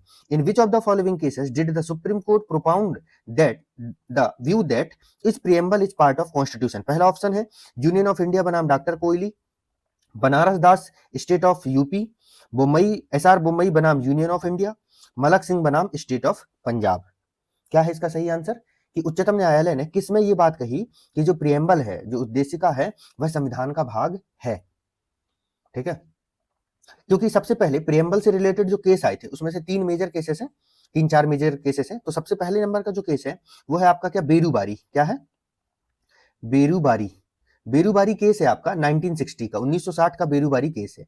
बेरूबारी केस में तो सुप्रीम कोर्ट ने कहा कि preamble is not a part of constitution, मतलब प्रस्तावना संविधान का भाग नहीं है। फिर बाद में केशवानंद केस आया, तो केशवानंद का केस आया 1973 में। कब आया? 1973 में। 1973 में केशवानंद केस में सुप्रीम कोर्ट ने माना कि हाँ भाई प्रस्तावना जो है संविधान का भाग है, लेकिन यहां केशवानंद केस दिया नहीं है। तो फिर एक केस और आता है, ठीक है, एसआर बोम्मई बनाम यूनियन ऑफ इंडिया। इसमें भी इस बात को सुप्रीम कोर्ट ने रिपीट किया था। ठीक, तो देखिए ऐसी जगह, क्योंकि सब बहुत सारे स्टूडेंटों को ये पता होता है कि केशवानंद भारती केस में सुप्रीम कोर्ट ने कहा था कि preamble is a integral part of the constitution, है ना, मतलब जो प्रस्तावना है वह भारतीय संविधान का जो है एक महत्वपूर्ण अंग है, महत्वपूर्ण भाग है। तो इस बात को स्वीकार कर लिया, लेकिन एग्जामिनर ने उसको ऑप्शन में ही नहीं दिया। तो रिपीटेडली कब सुप्रीम कोर्ट ने ऐसा कहा था, मतलब फिर से इस बात को कब दोहराया था? तो इस बात को दोहराया गया था सुप्रीम कोर्ट के द्वारा एसआर बोम्मई बनाम यूनियन ऑफ इंडिया में। ठीक है, नेक्स्ट क्वेश्चन देखते हैं हम लोग। नेक्स्ट क्वेश्चन है, निम्नलिखित में से कौन सी भारतीय संविधान की विशेषता नहीं है? Which of the following is not a feature of Indian constitution? पहला, संसदात्मक सरकार, पार्लियामेंट्री गवर्नमेंट, है ना, अध्यक्षात्मक सरकार, प्रेसिडेंशियल गवर्नमेंट, स्वतंत्र न्यायपालिका, इंडिपेंडेंट जुडिशरी, संघात्मक सरकार, फेडरल गवर्नमेंट। इनमें से क्या जो है वह भारतीय संविधान की विशेषता नहीं है? कौन सी भी नहीं है भाई भारतीय संविधान की विशेषता? चलो एलिमिनेट करते हैं फटाफट। संसदात्मक सरकार, पार्लियामेंट्री गवर्नमेंट, हम बार बार पढ़ते हैं कि भाई भारत में संसदीय स्वरूप को अपनाया गया है ब्रिटेन से, हमारे यहाँ पर जो है वह संसदीय व्यवस्था है। ठीक है, फिर अध्यक्षात्मक सरकार, ये हमारे यहाँ नहीं पाया जाता। ठीक है, प्रेसिडेंशियल सिस्टम, ये हमारे यहाँ नहीं पाया जाता, क्योंकि हमारे यहाँ पर जो है दो प्रमुख होते हैं कार्यपालिका के, एक होता है नाम मात्र का, एग्जीक्यूटिव के दो हेड होते हैं, कार्यपालिका के दो प्रमुख, एक नाम मात्र का और एक जो है वास्तविक। वास्तविक प्रमुख कौन होता है? काउंसिल ऑफ मिनिस्टर, मंत्री परिषद। ठीक, और नाम मात्र का कौन होते हैं? प्रेसिडेंट होते हैं। लेकिन ये अमेरिका में पाया जाता है, कौन सा? प्रेसिडेंशियल। अमेरिका में क्या होता है? एक ही प्रमुख होता है। ये वाला क्लासिफिकेशन जो है वहां पर नहीं पाया जाता। वहां पर काउंसिल ऑफ मिनिस्टर मतलब प्रधानमंत्री का पद नहीं होता, यहाँ पर जो पीएम का पद नहीं होता है, यहाँ पर केवल एक ही व्यक्ति होता है, प्रेसिडेंट। ठीक है, और सारी जो शक्तियां होती है इसी में निहित होती है, यही मुखिया होता है। स्वतंत्र न्यायपालिका तो है ही हमारे यहाँ पर, फेडरल सिस्टम तो है ही, संघात्मक व्यवस्था है ही। जब भी संघात्मक व्यवस्था आए 7th शेड्यूल याद कर लिया करो और शक्तियों का बंटवारा याद कर लिया कीजिए आप लोग। ठीक है, उससे आपको समझ में आ जाएगा कि हम एक फेडरल कंट्री हैं। ठीक है, नेक्स्ट क्वेश्चन देखते हैं। नेक्स्ट क्वेश्चन हमारा क्या कहता है, निम्नलिखित में से कौन सा राज्य का सबसे महत्वपूर्ण तत्व है? Which of the following is the most important element of the state? राज्य का सबसे महत्वपूर्ण तत्व। ठीक है, राज्य की परिभाषा। ठीक, राज्य की परिभाषा। अब देखिए ये क्वेश्चन 2008 में पूछा गया है उत्तर प्रदेश के ईसीएस पेपर में, है ना। इससे मिलता जुलता क्वेश्चन जो है यूपीएससी ने केवल सेम क्वेश्चन, ये वाला एलिमेंट सेम है यूपीएससी के क्वेश्चन का। ठीक है, उसमें बस इतना कहा गया है कि निम्नलिखित में से कौन सा जो ऑप्शन है ना, वह राज्य को पूर्ण रूप से परिभाषित करता है। यूपीएससी ने ये पूछा। ठीक है, उनने क्या किया, ए बी ऑप्शन जो है ये सारे ऑप्शंस को यूपीएससी अपने स्टाइल में थोड़ा सा लेंदी बना करके जो है ऑप्शन उन्होंने सेट कर दिया, थोड़ा सा पॉलिटिकल साइंस की भाषा का यूज करके। बाकी क्वेश्चन का आइडिया यहीं से था। ठीक, तो खैर क्या क्या राज्य के लिए क्या बहुत महत्वपूर्ण है? ध्वज महत्वपूर्ण है, राजधानी महत्वपूर्ण है, संप्रभुता महत्वपूर्ण है, शासनाध्यक्ष हेड ऑफ गवर्नमेंट महत्वपूर्ण है। राज्य का सबसे महत्वपूर्ण एलिमेंट क्या होता है? बताइए। क्या किसी राज्य के पास उसका अपना ध्वज नहीं है तो वो राज्य नहीं कहलाएगा? क्या राजधानी नहीं है तो राज्य नहीं कहलाएगा? क्या संप्रभुता नहीं है तो राज्य नहीं कहलाएगा? या शासनाध्यक्ष नहीं है तो राज्य नहीं कहलाएगा? चलो थोड़ा सा एक्सप्लेन कर देता हूं। राज्य के जो महत्वपूर्ण एलिमेंट, क्योंकि पॉलिटिकल साइंस का डायमेंशन है, वैसे पॉलिटी के फर्स्ट चैप्टर जहां पर संविधानवाद पढ़ाया जाता है वहां बताया जाता है। तो राज्य के लिए, स्टेट के लिए राज्य के 4 मेजर एलिमेंट होते हैं। ठीक है, इन चारों का एक साथ होना बहुत जरूरी है। और उसमें से जो सबसे पहले नंबर पर है संप्रभुता। क्या संप्रभुता? संप्रभुता का क्या मतलब होता है? एक ऐसा राज्य जो अपने निर्णय स्वयं ले सकता है। सोवरेन कंट्री का मतलब होता है जो बिना किसी दबाव के अपने आंतरिक एवं बाह्य निर्णयों को ले सकता है। मोदी जी को देखिए, डोनाल्ड ट्रंप चिल्लाता रहता है ऐसा कर लो रसिया के साथ, आप अपने संबंध जो है वह क्या कर लीजिए, समाप्त कर दीजिए, है ना, यहाँ इस देश से ये मत खरीदो, उस देश से वो मत खरीदो। मोदी जी कहते हैं तुम चिल्लाते रहो, हमको कोई लेना देना नहीं है, क्योंकि हम एक संप्रभु राष्ट्र हैं। ठीक है, हम किसी के दबाव में काम नहीं करेंगे, हम वो काम करेंगे जो हमारे देश के लिए बेहतर होगा। पहली बात। दूसरी बात, उस देश के पास अपना भूभाग होना चाहिए। क्या होना चाहिए? अपना भूभाग होना चाहिए। तीसरी बात, उस देश में जो है क्या होनी चाहिए? जनसंख्या होनी चाहिए, जनसंख्या, क्योंकि भाई भूभाग है। अब आर्कटिक या एंटार्कटिक की बात कर लीजिए, वहां पर जो है जिसको हम लोग जो है क्या कहते हैं, बर्फ का जो है एक तरीके का बर्फ, पूरा बर्फ से ढका हुआ है एंटार्कटिक, है ना, जिसे हम शीत मरुस्थल, कोल्ड डिजर्ट भी कहते हैं। वहां लोग जाकर के रह नहीं सकते। कुछ थोड़ी बहुत रिसर्च करने वाले भी जाते हैं, लेकिन जीवन वहां सामान्य नहीं है। जहां डिग्री जो है, जहां टेम्परेचर जो है माइनस में हो, वहां पर एक सामान्य जीवन आप नहीं जी सकते। अभी देखिए, अभी हमारे इंडिया में अभी टेम्परेचर अभी 10 डिग्री है, उतने में हम लोगों की हालत खराब हो रही है ना। कुछ लोगों ने तो नहाना भूल ही गए हैं। ठीक, कभी हफ्ते 15 दिन में याद आ जाता है कि चलो यार नहाना भी होता था। ठीक, जो लोग गर्मी में 2-2 3-3 बार नहा लेते थे, वो अभी ठंड में ऐसा लगता है कि उनसे कोई बोलते भैया नहाओगे, तो वो बोलेंगे अच्छा कुछ ऐसा भी होता है कि नहाना भी पड़ता है आदमियों को, ठंडी इतनी है। तो जनसंख्या होनी चाहिए। और चौथे नंबर पर जो महत्वपूर्ण चीज है वो है आपकी क्या? सरकार होनी चाहिए। क्या होनी चाहिए? सरकार होनी चाहिए। ठीक, तो देखो अब इसमें पूछा है सबसे महत्वपूर्ण, सबसे महत्वपूर्ण है भैया संप्रभुता। ठीक है, तो सही आंसर क्या होगा? संप्रभुता, क्योंकि बिना संप्रभुता के कोई भी राज्य राज्य नहीं हो सकता है।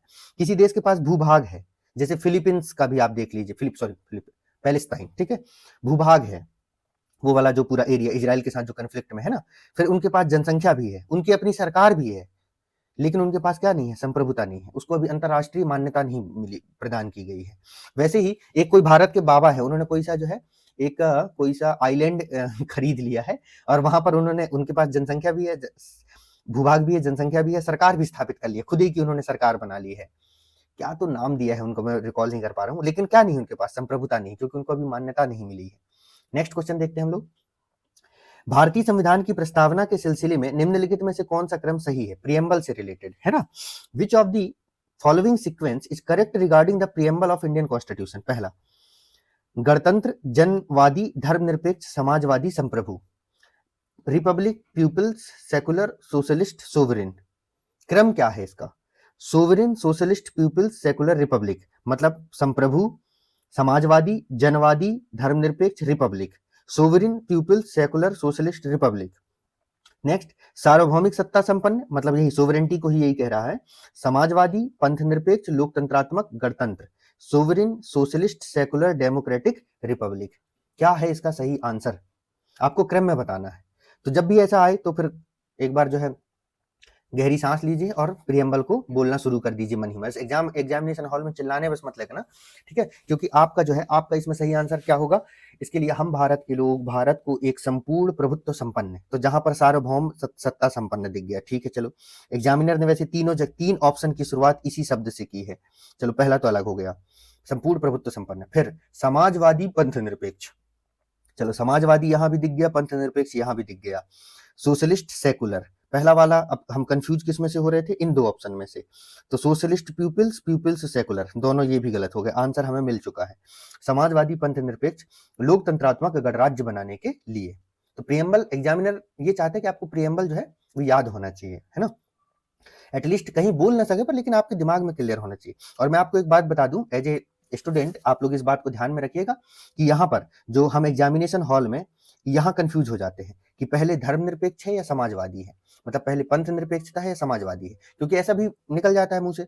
हम भारत के लोग, भारत को एक संपूर्ण प्रभुत्व संपन्न, धर्मनिरपेक्ष, समाजवादी, लोकतंत्रात्मक गणराज्य बनाने के लिए। अब एग्जामिनेशन हॉल है, वहां कुछ भी हो सकता है, इंसान को दिन में तारे दिख सकते हैं, तो फिर तो वहां कुछ भी पॉसिबल है, ठीक है। तो आपको याद रखना समाजवादी पहले, बार बार अपने आप को जो है आप याद दिलाइएगा कि समाजवादी पहले है, पंथ निरपेक्ष से पहले है क्या? समाजवादी शब्द, क्योंकि ताकि आप एग्जाम में कंफ्यूज ना हो। ये मैं इसलिए बता रहा हूं कि मैं खुद कई बार हो चुका हूं एग्जाम में, ठीक है। नेक्स्ट देखते हैं। नेक्स्ट है, निम्नलिखित में से कौन भारत को धर्मनिरपेक्ष राज्य वर्णित करता है? Which of the following describe India as a secular state?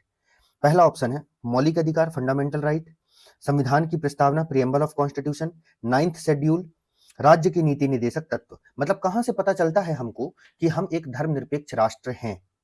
ये बात हमको कहां से पता चलती है कि हम एक धर्मनिरपेक्ष राष्ट्र हैं? क्या मौलिक अधिकार से हमको पता चलता है? नहीं पता चलता, ठीक है। क्या संविधान की प्रस्तावना से? हाँ बिल्कुल, संविधान की प्रस्तावना में ही तो ये बात कही गई ना कि भारत एक धर्मनिरपेक्ष राष्ट्र होगा। 9th शेड्यूल किससे रिलेटेड भाई?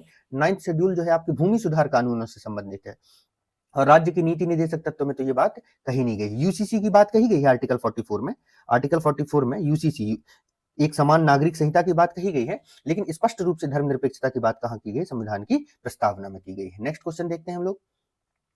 नेक्स्ट है हमारा, भारतीय संविधान की प्रस्तावना में जिन आदर्शों एवं उद्देश्यों की रूपरेखा दी गई है उनकी व्याख्या की गई है। The ideals and objective outlined in the preamble of Indian constitution have been elaborated in, मतलब उनकी व्याख्या कहां पर की गई है? मूल अधिकारों के अध्याय में, राज्य की नीति निर्देशक सिद्धांतों में in the chapter of directive principle, मूल अधिकारों एंड राज्य की नीति निर्देशक सिद्धांतों एवं मौलिक कर्तव्यों के अध्याय में in the chapter of the fundamental right, DPSP and fundamental duties, संविधान के पाठ में कहीं नहीं, no nowhere in the text of the constitution, मतलब कहीं पर nowhere in the text of constitution, मतलब जिन आइडियल्स की बात ऑब्जेक्टिव प्रियम्बल में की गई है उसका वर्णन संविधान में कहां देखने को आपको मिलता है? बताइएगा जरा भैया, कहां पर इसका जिक्र जो है देखने को आपको मिलता है? क्या मौलिक अधिकार में, क्या डीपीएसपी में, कहां पर? तो इसका सही आंसर है वो होगा क्या आपका, ये तीनों है ना, सी आंसर जो है इसका सही होगा। फंडामेंटल राइट में भी देखिए हम लोगों को जो है राजनीतिक न्याय प्रदान करवाने की कोशिश करते हैं, डीपीएसपी में हम लोगों को social and economic justice provide करवाने की कोशिश करते हैं, मतलब हमारे संविधान के द्वारा कोशिश की जाती है। और मौलिक कर्तव्यों में भी जो है कुछ बातें ऐसी की गई हैं जिसके माध्यम से हम अपने देश की जो समन्वित संस्कृति है, कंपोजिट जो कल्चर है, उसका सम्मान करते हैं, और इसके साथ ही नागरिकों के मध्य जो है, मतलब भारत के लोगों के बीच में जो है फ्रेटर्निटी, बंधुता बढ़ाने के लिए जो है अपने कर्तव्यों का निर्वाह करते हैं। मतलब ऐसी कोई भाषणबाजी नहीं करते जिससे लोगों के रिलीजियस सेंटिमेंट को हार्म पहुंचे, ठीक है, क्योंकि सबका अपना धर्म है, सबको अपने धर्म को मानने का अधिकार है, ठीक है। हम किसी के धर्म को क्रिटिसाइज करने का हमें कोई अधिकार नहीं है, ठीक है। हाँ, अगर उसमें कोई कुरीति विद्यमान है, तो हम उसके सुधार के लिए प्रयास कर सकते हैं, ठीक है। तो क्रिटिक बनना एक अलग है और मजाक उड़ाना एक अलग चीज होती है। तो हमारे यहाँ पर लोग मजाक उड़ाने को, क्रिटिक्स अपने आप को जो है आलोचक समझते हैं, ये नहीं जानते कि वो एक इसके लिए एक शब्द यूज हो जाता है ना, भद्दी टिप्पणी करना जैसा होता है वो। तो आलोचना करना एक अलग बात होती है। किसी धर्म में, किसी समाज में कोई कुरीति विद्यमान है तो उसकी आलोचना करके, जैसे राजा राम मोहन राय ने किया, भारत के समाज में, भारतीय समाज में उस समय या धर्म में उस समय कुछ कुरीतियां विद्यमान थी, तो उन्होंने उसकी आलोचना की और उसको सुधारने की दिशा में प्रयास किया, ठीक है। तो ऐसे होने चाहिए व्यक्ति को, केवल मजाक उड़ाना ये कहीं की आलोचनावादी स्थिति नहीं होती, और ऐसे लोग अपने आप को जो है आलोचक समझते हैं कि भैया हम तो आलोचक, आप आलोचक नहीं, आप महाबेवकूफ व्यक्ति हैं, ठीक है। चलिए आगे बढ़ते हैं। नेक्स्ट क्वेश्चन देखिए, नेक्स्ट क्वेश्चन क्या कहता है, भारतीय संविधान की प्रस्तावना में निम्नलिखित में से किस स्वतंत्रता का वर्णन नहीं है? Which of the following liberty is not described in the preamble of Indian Constitution? Bharat के संविधान की प्रस्तावना में कौन सी स्वतंत्रता नहीं दी गई है? पहला है विचार की स्वतंत्रता, विचार प्रकट करने की स्वतंत्रता, विश्वास की स्वतंत्रता, आर्थिक स्वतंत्रता। तो इसका सही आंसर है डी। क्या है? डी। आर्थिक स्वतंत्रता नहीं दी गई है, आर्थिक न्याय प्रदान किया गया है, लेकिन स्वतंत्रता जो है वह 5 प्रकार की बात की गई है हमारे प्रियम्बल में। विचार की स्वतंत्रता दी गई है, विचार प्रकट करने की स्वतंत्रता दी गई है, विश्वास की स्वतंत्रता दी गई है, ठीक है। इसके साथ ही अपने उपासना की स्वतंत्रता दी गई है, तो विश्वास की, उपासना की, विचार की, अभिव्यक्ति की और थॉट्स की, ये स्वतंत्रताएं दी गई है। बाकी आर्थिक स्वतंत्रता की बात प्रियम्बल में नहीं कही गई है। नेक्स्ट क्वेश्चन देखते हैं हम लोग। 26 नवंबर 1949 को अंगीकृत भारतीय संविधान की प्रस्तावना में शब्द सम्मिलित नहीं थे, ठीक है। क्वेश्चन ऐसा ही हम पहले सॉल्व कर चुके हैं, एग्जामिनर ने उसी की लैंग्वेज बदल के क्वेश्चन को फिर से रिपीट कर दिया है। कैसे? देखिए, उन्होंने पूछा 26 नवंबर को जो संविधान लागू किया गया था 1949 को, उसमें कौन से शब्द इंक्लूडेड नहीं थे? 3 शब्द पकड़ो, समाजवादी, पंथ निरपेक्ष, सेकुलर, क्योंकि इन तीनों को कब जोड़ा गया है?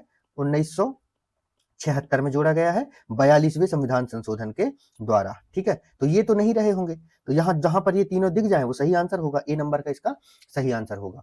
नेक्स्ट क्वेश्चन देखिएगा, निम्नांकित में से कौन एक अध्यक्षात्मक शासन प्रणाली का आधारभूत तत्व है? Fundamental. Which of the following is basic feature of the presidential system of government? Presidential system का आधारभूत तत्व क्या है? ठीक है, इन सब के डिटेल कॉन्सेप्ट देखने के लिए आप हम लोगों के जो हमारा चैनल है उसके जो प्लेलिस्ट में चले जाइएगा। हर टॉपिक पर जो है हमने वीडियो बनाए हैं, वीडियो क्लासेस जो है उपलब्ध है यूट्यूब पर, उनको देख के आप अपने कॉन्सेप्ट को क्लियर कर सकते हैं इस तरीके के क्वेश्चंस को सॉल्व करना चाहें तो। ठीक है, थोड़ा थोड़ा तो मैं यहाँ एक्सप्लेन करते चलता हूँ। तो प्रेसिडेंशियल सिस्टम का बेसिक फीचर क्या होता है? पहला ऑप्शन है आपका संविधान की कठोरता, रिजिडिटी ऑफ कॉन्स्टिट्यूशन, एकल कार्यपालिका, सिंगल एग्जीक्यूटिव, व्यवस्थापिका की सर्वोच्चता, सुप्रीमेसी ऑफ लेजिस्लेचर, अवशिष्ट अधिकार राज्यों के पास होना, residuary power with the state. क्या है इसका मतलब? प्रेसिडेंशियल सिस्टम का, ठीक है।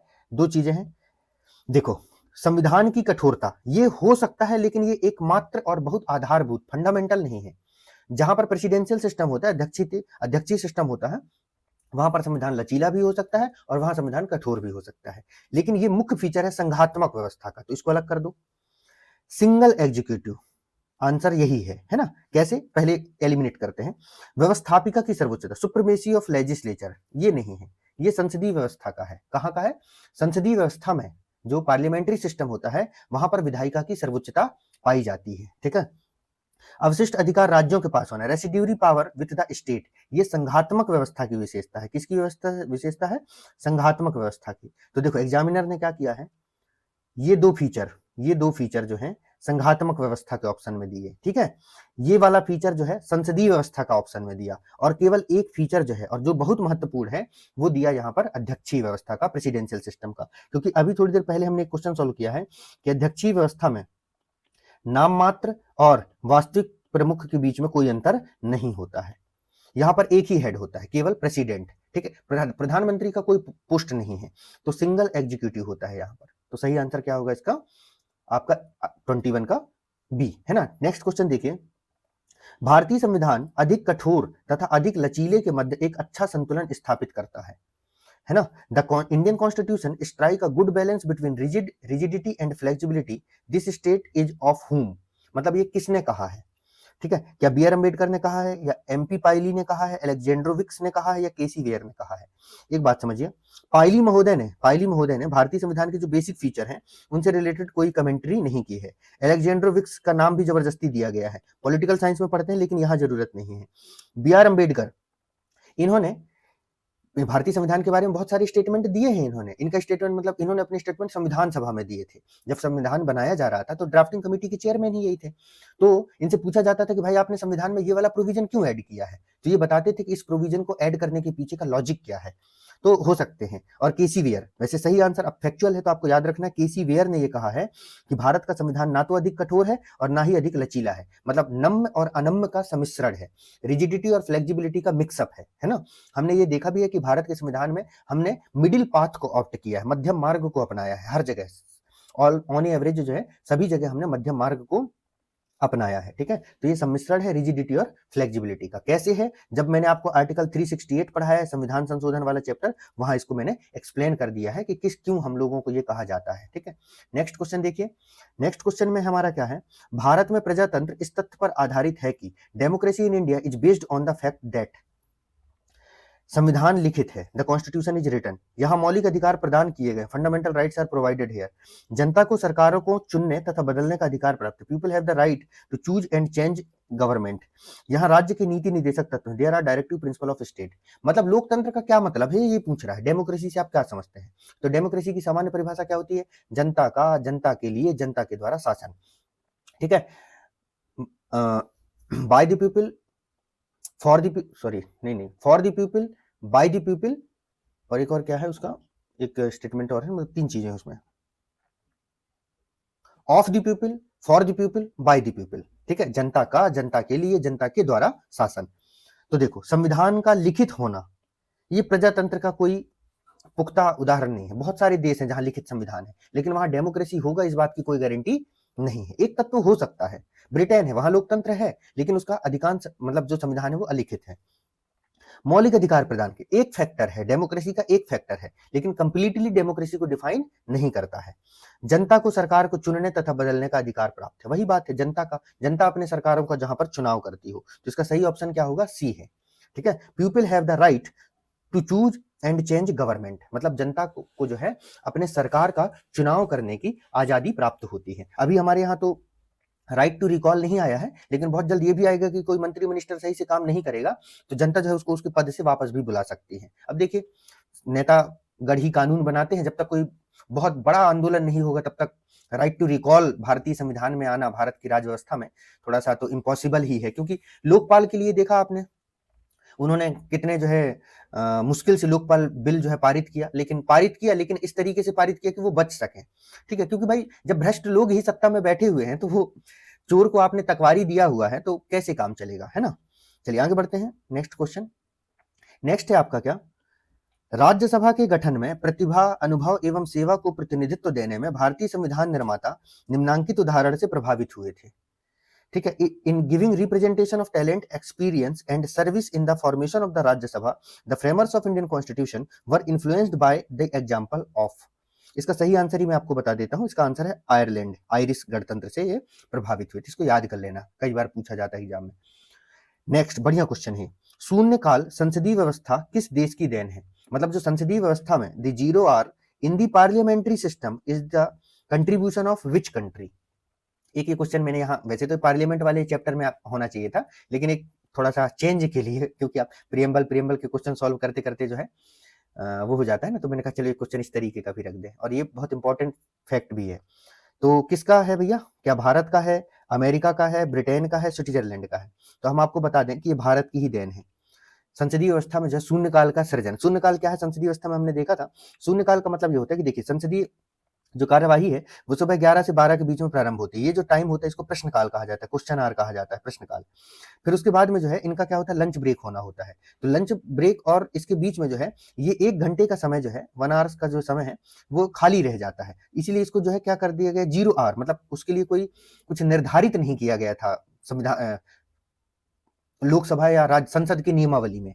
तो इस को जो है 0 आवर मान लिया गया, क्योंकि उसके बाद जो है 1 बजे से जो है इनका जो है 2:30 बजे तक जो है लंच ब्रेक होता है। तो इस 1 घंटे के टाइम को 0 आवर कहा गया कि क्या करें इस टाइम पर, तो इसको 0 आवर की संज्ञा दे दी गई, और इसमें जो कुछ महत्वपूर्ण मुद्दे होते हैं उनके संबंध में प्रश्न पूछे जाते हैं। तो ये भारत की देन है कि हम समय को जो है यूटिलाइज कर लें। नेक्स्ट क्वेश्चन है आपका, वह ये है, निम्नलिखित में से कौन सा लक्षण भारतीय परिसंघ और अमेरिकी परिसंघ में समान रूप में पाया जाता है। ठीक है, कौन सा लक्षण जो है वह भारतीय परिसंघ और अमेरिकी परिसंघ, मतलब जो है वह आपका feature found in the common in the Indian federation and the American federation, मतलब दोनों में जो है कॉमन रूप से कौन सा लक्षण जो है वह पाया जाता है।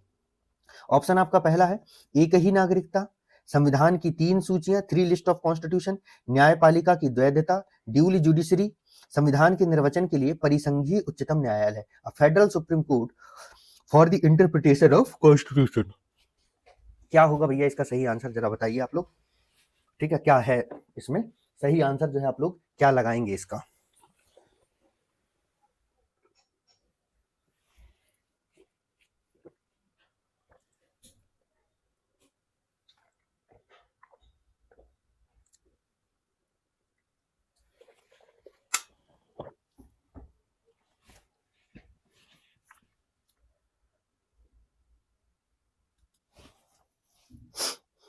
सिंगल सिटीजनशिप, पहले वाले पे इसको तो देखो, सिंगल सिटीजनशिप भैया अमेरिका में दोहरी नागरिकता है, तो भारत और अमेरिका के बीच में सिमिलैरिटी नहीं है। संविधान की 3 सूचियां, अमेरिका में 2 ही सूचियां पाई जाती हैं। ठीक है, न्यायपालिका की द्वैधता, ड्यूल जुडिशरी, भारत में नहीं है, भारत में इंटीग्रेटेड जुडिशरी है।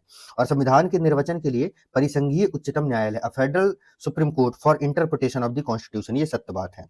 ठीक है, ये ऑप्शन जो है हमारा वो सही है कि हमारे यहाँ पर जो है वह संविधान के निर्वचन के लिए एक फेडरल सुप्रीम कोर्ट है संविधान की व्याख्या करने के, और अभी भी सुप्रीम कोर्ट के द्वारा ये काम किया जाता है ना। नेक्स्ट देखते हैं हम लोग, नेक्स्ट क्वेश्चन क्या कहता है, मिलाना है यहाँ पर आपको सूची फर्स्ट को जो है वह सूची सेकंड के साथ जो है वह क्या करना है आपको, इसको जो है सुमेलित करना है। ठीक, तो ये ऑप्शन ये इधर फिट नहीं हो पा रहा था, बहुत लंबा हो रहा था, तो मैंने इसको नीचे कर दिया है ना। तो पहला है राज्य की नीति निर्देशक तत्व, मूल अधिकार, संघ राज्य संबंधों की संवर्ती सूची, और भारत राज्यों का संघ है।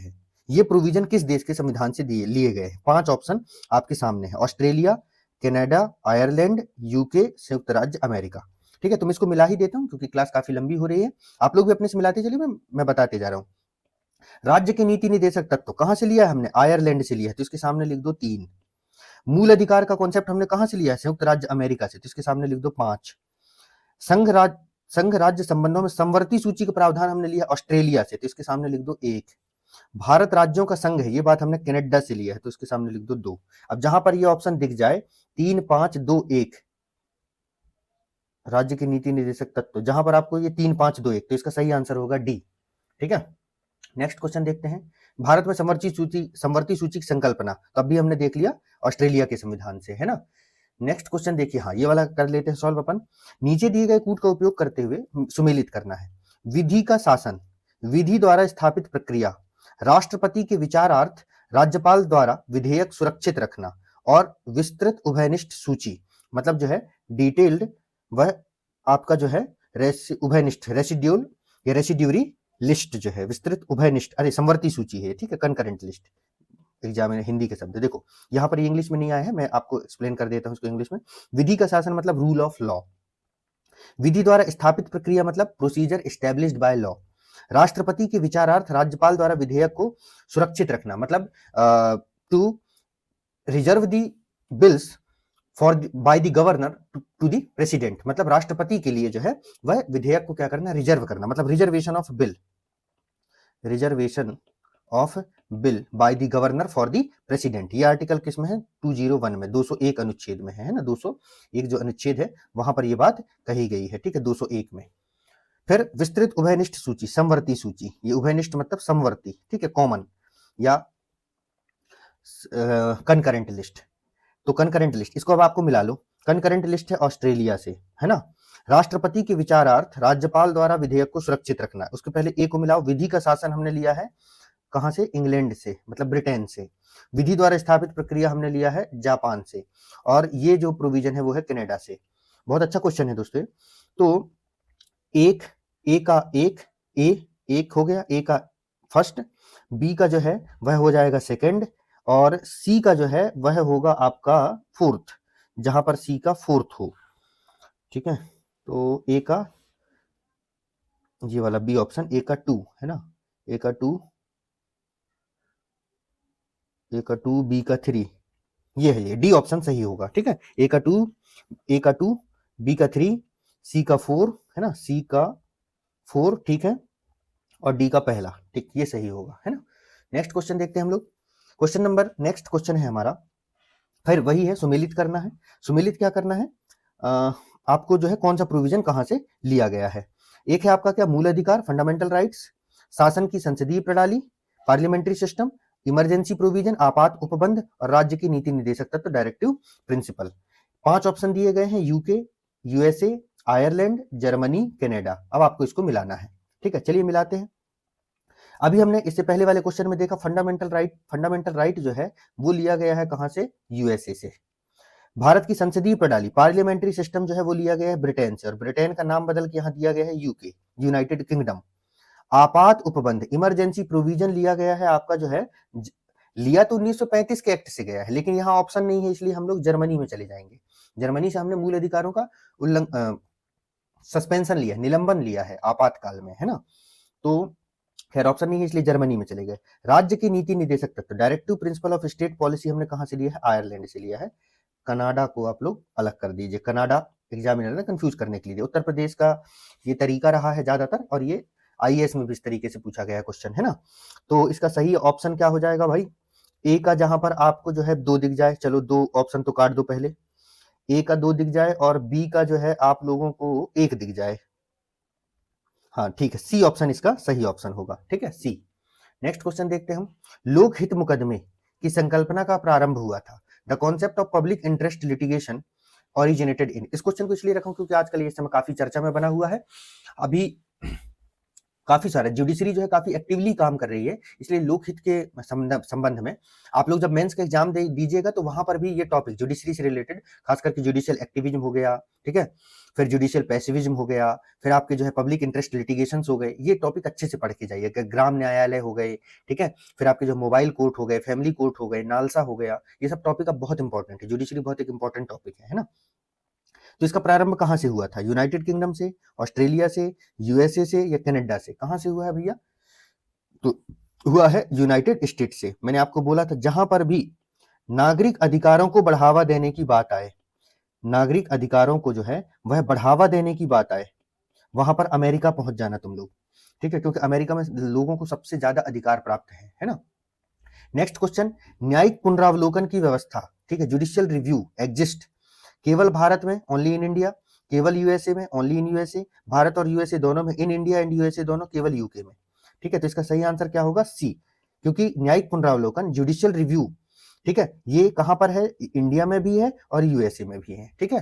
तो दोनों जगह ये पाया जाता है, यूके में ये नहीं पाया जाता है, अब स्थापित किए हैं वो लोग, मतलब धीरे धीरे आगे बढ़ रहे हैं, तो केवल भारत और केवल यूएसए नहीं है।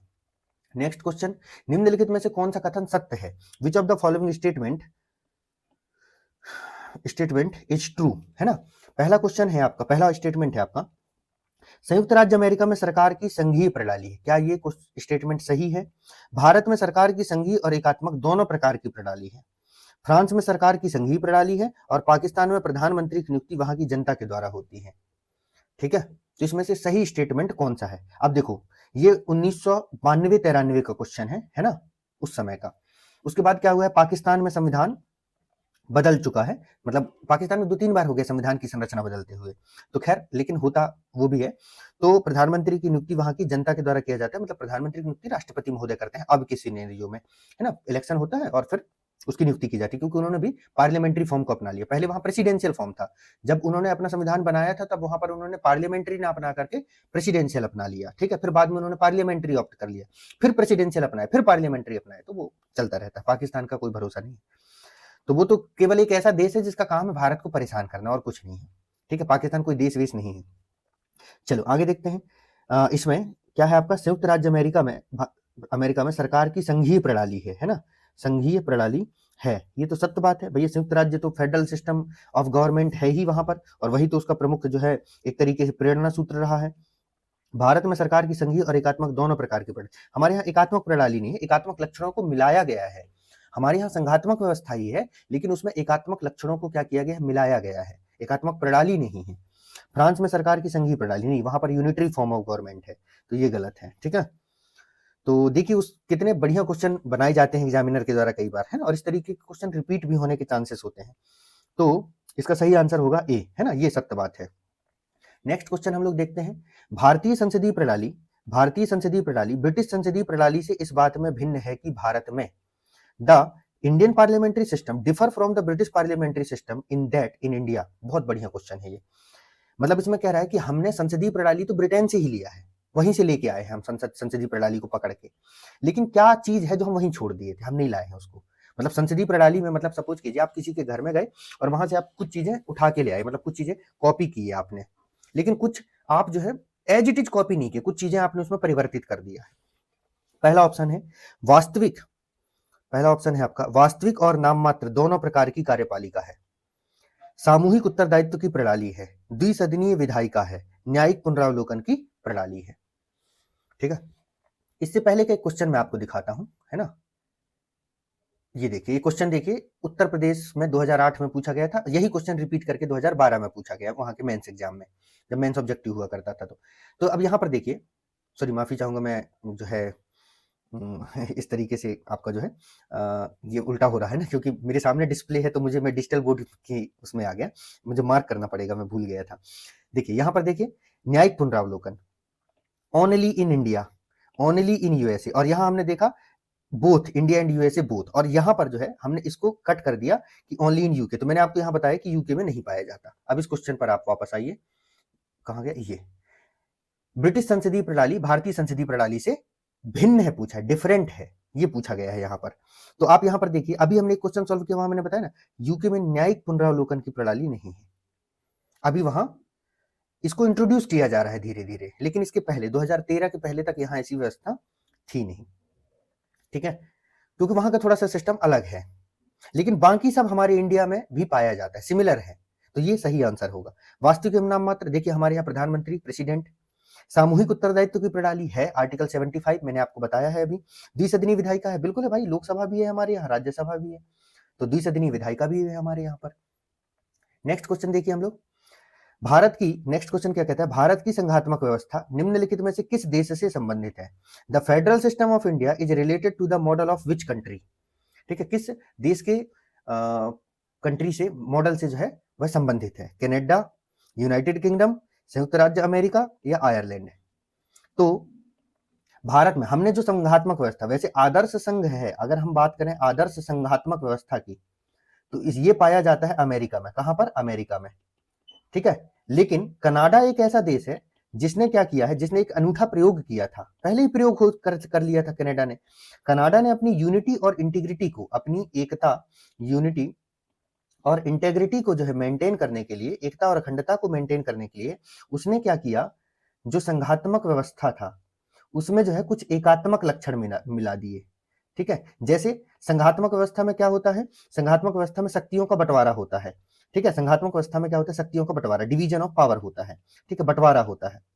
तो क्या किया, बंटवारा, है ना। सो इसमें जो है कनाडा ने क्या किया कि यहां पर जो है उन्होंने ये वाला प्रोविजन संघात्मक व्यवस्था का ले लिया। साथ में संघात्मक व्यवस्था का एक और ये होता है कि जो अवशिष्ट शक्तियां होती है वो राज्यों में होती हैं। तो कनाडा ने अवशिष्ट शक्तियां अपने पास ही रख लिया, मतलब केंद्र के पास रहने दिया। तो क्या किया वहां पर, इसने एकात्मक लक्षण को मिला दिया। ठीक है, मतलब एक अपनी नई तरीके की रेसिपी बनाई उसने।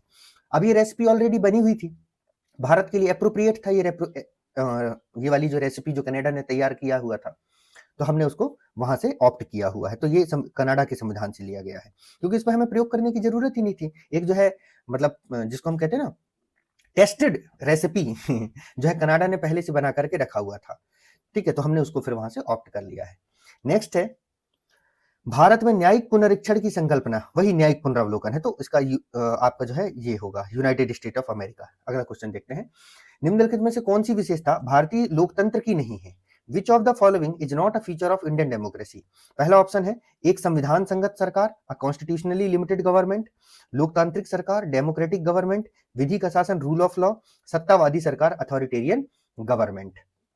इसका सही आंसर क्या होगा? इसका सही आंसर होगा डी। लोकतंत्र का मतलब ही यही है कि जहां पर लिमिटेड गवर्नमेंट हो, कॉन्स्टिट्यूशनली लिमिटेड गवर्नमेंट हो। यूपीएससी ने इसी क्वेश्चन के बेसिस पर थोड़ा सा कॉन्सेप्ट चेंज करके 2 बार अभी क्वेश्चन बना चुका है, 21 में और 23 में, है ना।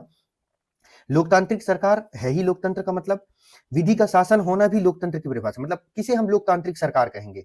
जहां पर संविधान संगत सरकार हो भैया, लोकतांत्रिक गवर्नमेंट हो, रूल ऑफ लॉ हो, कानून का शासन हो, शिवगामिनी देवी का शासन ना हो, मतलब किसी एक व्यक्ति का शासन ना हो। ठीक है, तो रूल ऑफ लॉ हो, कानून का शासन हो। और सत्तावादी सरकार का क्या मतलब होता है? Authoritarian government. मतलब सत्तावादी का मतलब क्या होता है? कुछ लोगों का, मतलब कोई एक व्यक्ति ही अपने आप को जो है वह सर्वे सर्वा समझने लगता है। क्या समझने लगता है?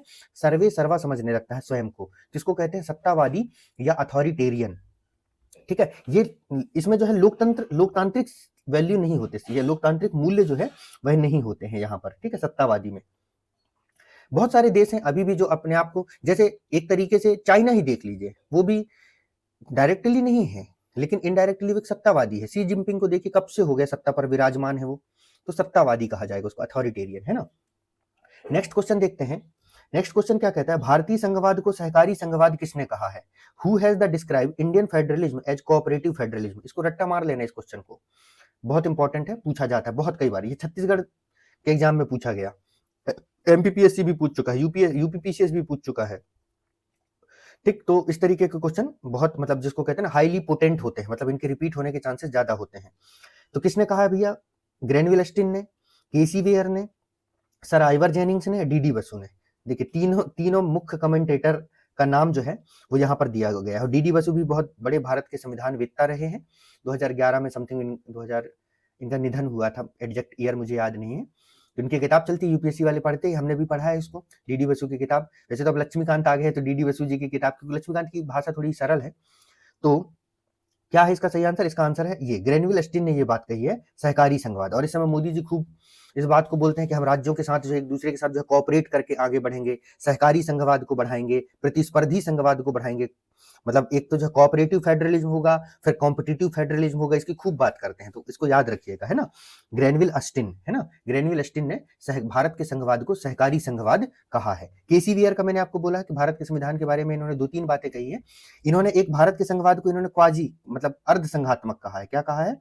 अर्ध संघात्मक कहा है। क्या कहा है? अर्ध संघात्मक कहा है। ठीक है, और इन्होंने ही कहा था कि भारतीय संविधान जो है ना तो अधिक कठोर है और ना ही अधिक नम्य है ना, लचीला है।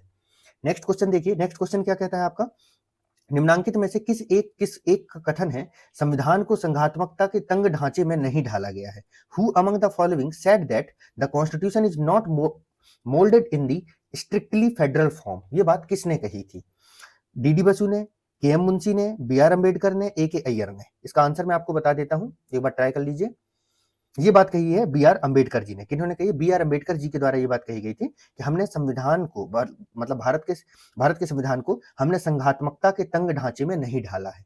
ठीक है, डीडी बसु ने ये बात नहीं कही है। के एम मुंशी ने प्रियम्बल के संबंध में स्टेटमेंट दिया है, और उन्होंने प्रियम्बल को भारतीय संविधान का जो परिचय पत्र कहा था, और ये भी कहा था प्रियम्बल के संबंध में कि यह भारतीयों की आकांक्षाओं का, किसका, भारतीयों की आकांक्षाओं, और भी जगह, कई जगह इन्होंने कमेंट किया है, भारतीयों की आकांक्षाओं का जो है एक क्या है, दस्तावेज है ना, दस्तावेज है।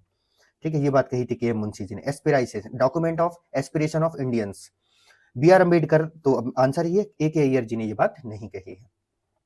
नेक्स्ट क्वेश्चन देखिए, भारत में राजनीतिक व्यवस्था के मूलभूत लक्षण हैं, the basic feature of political system in India are.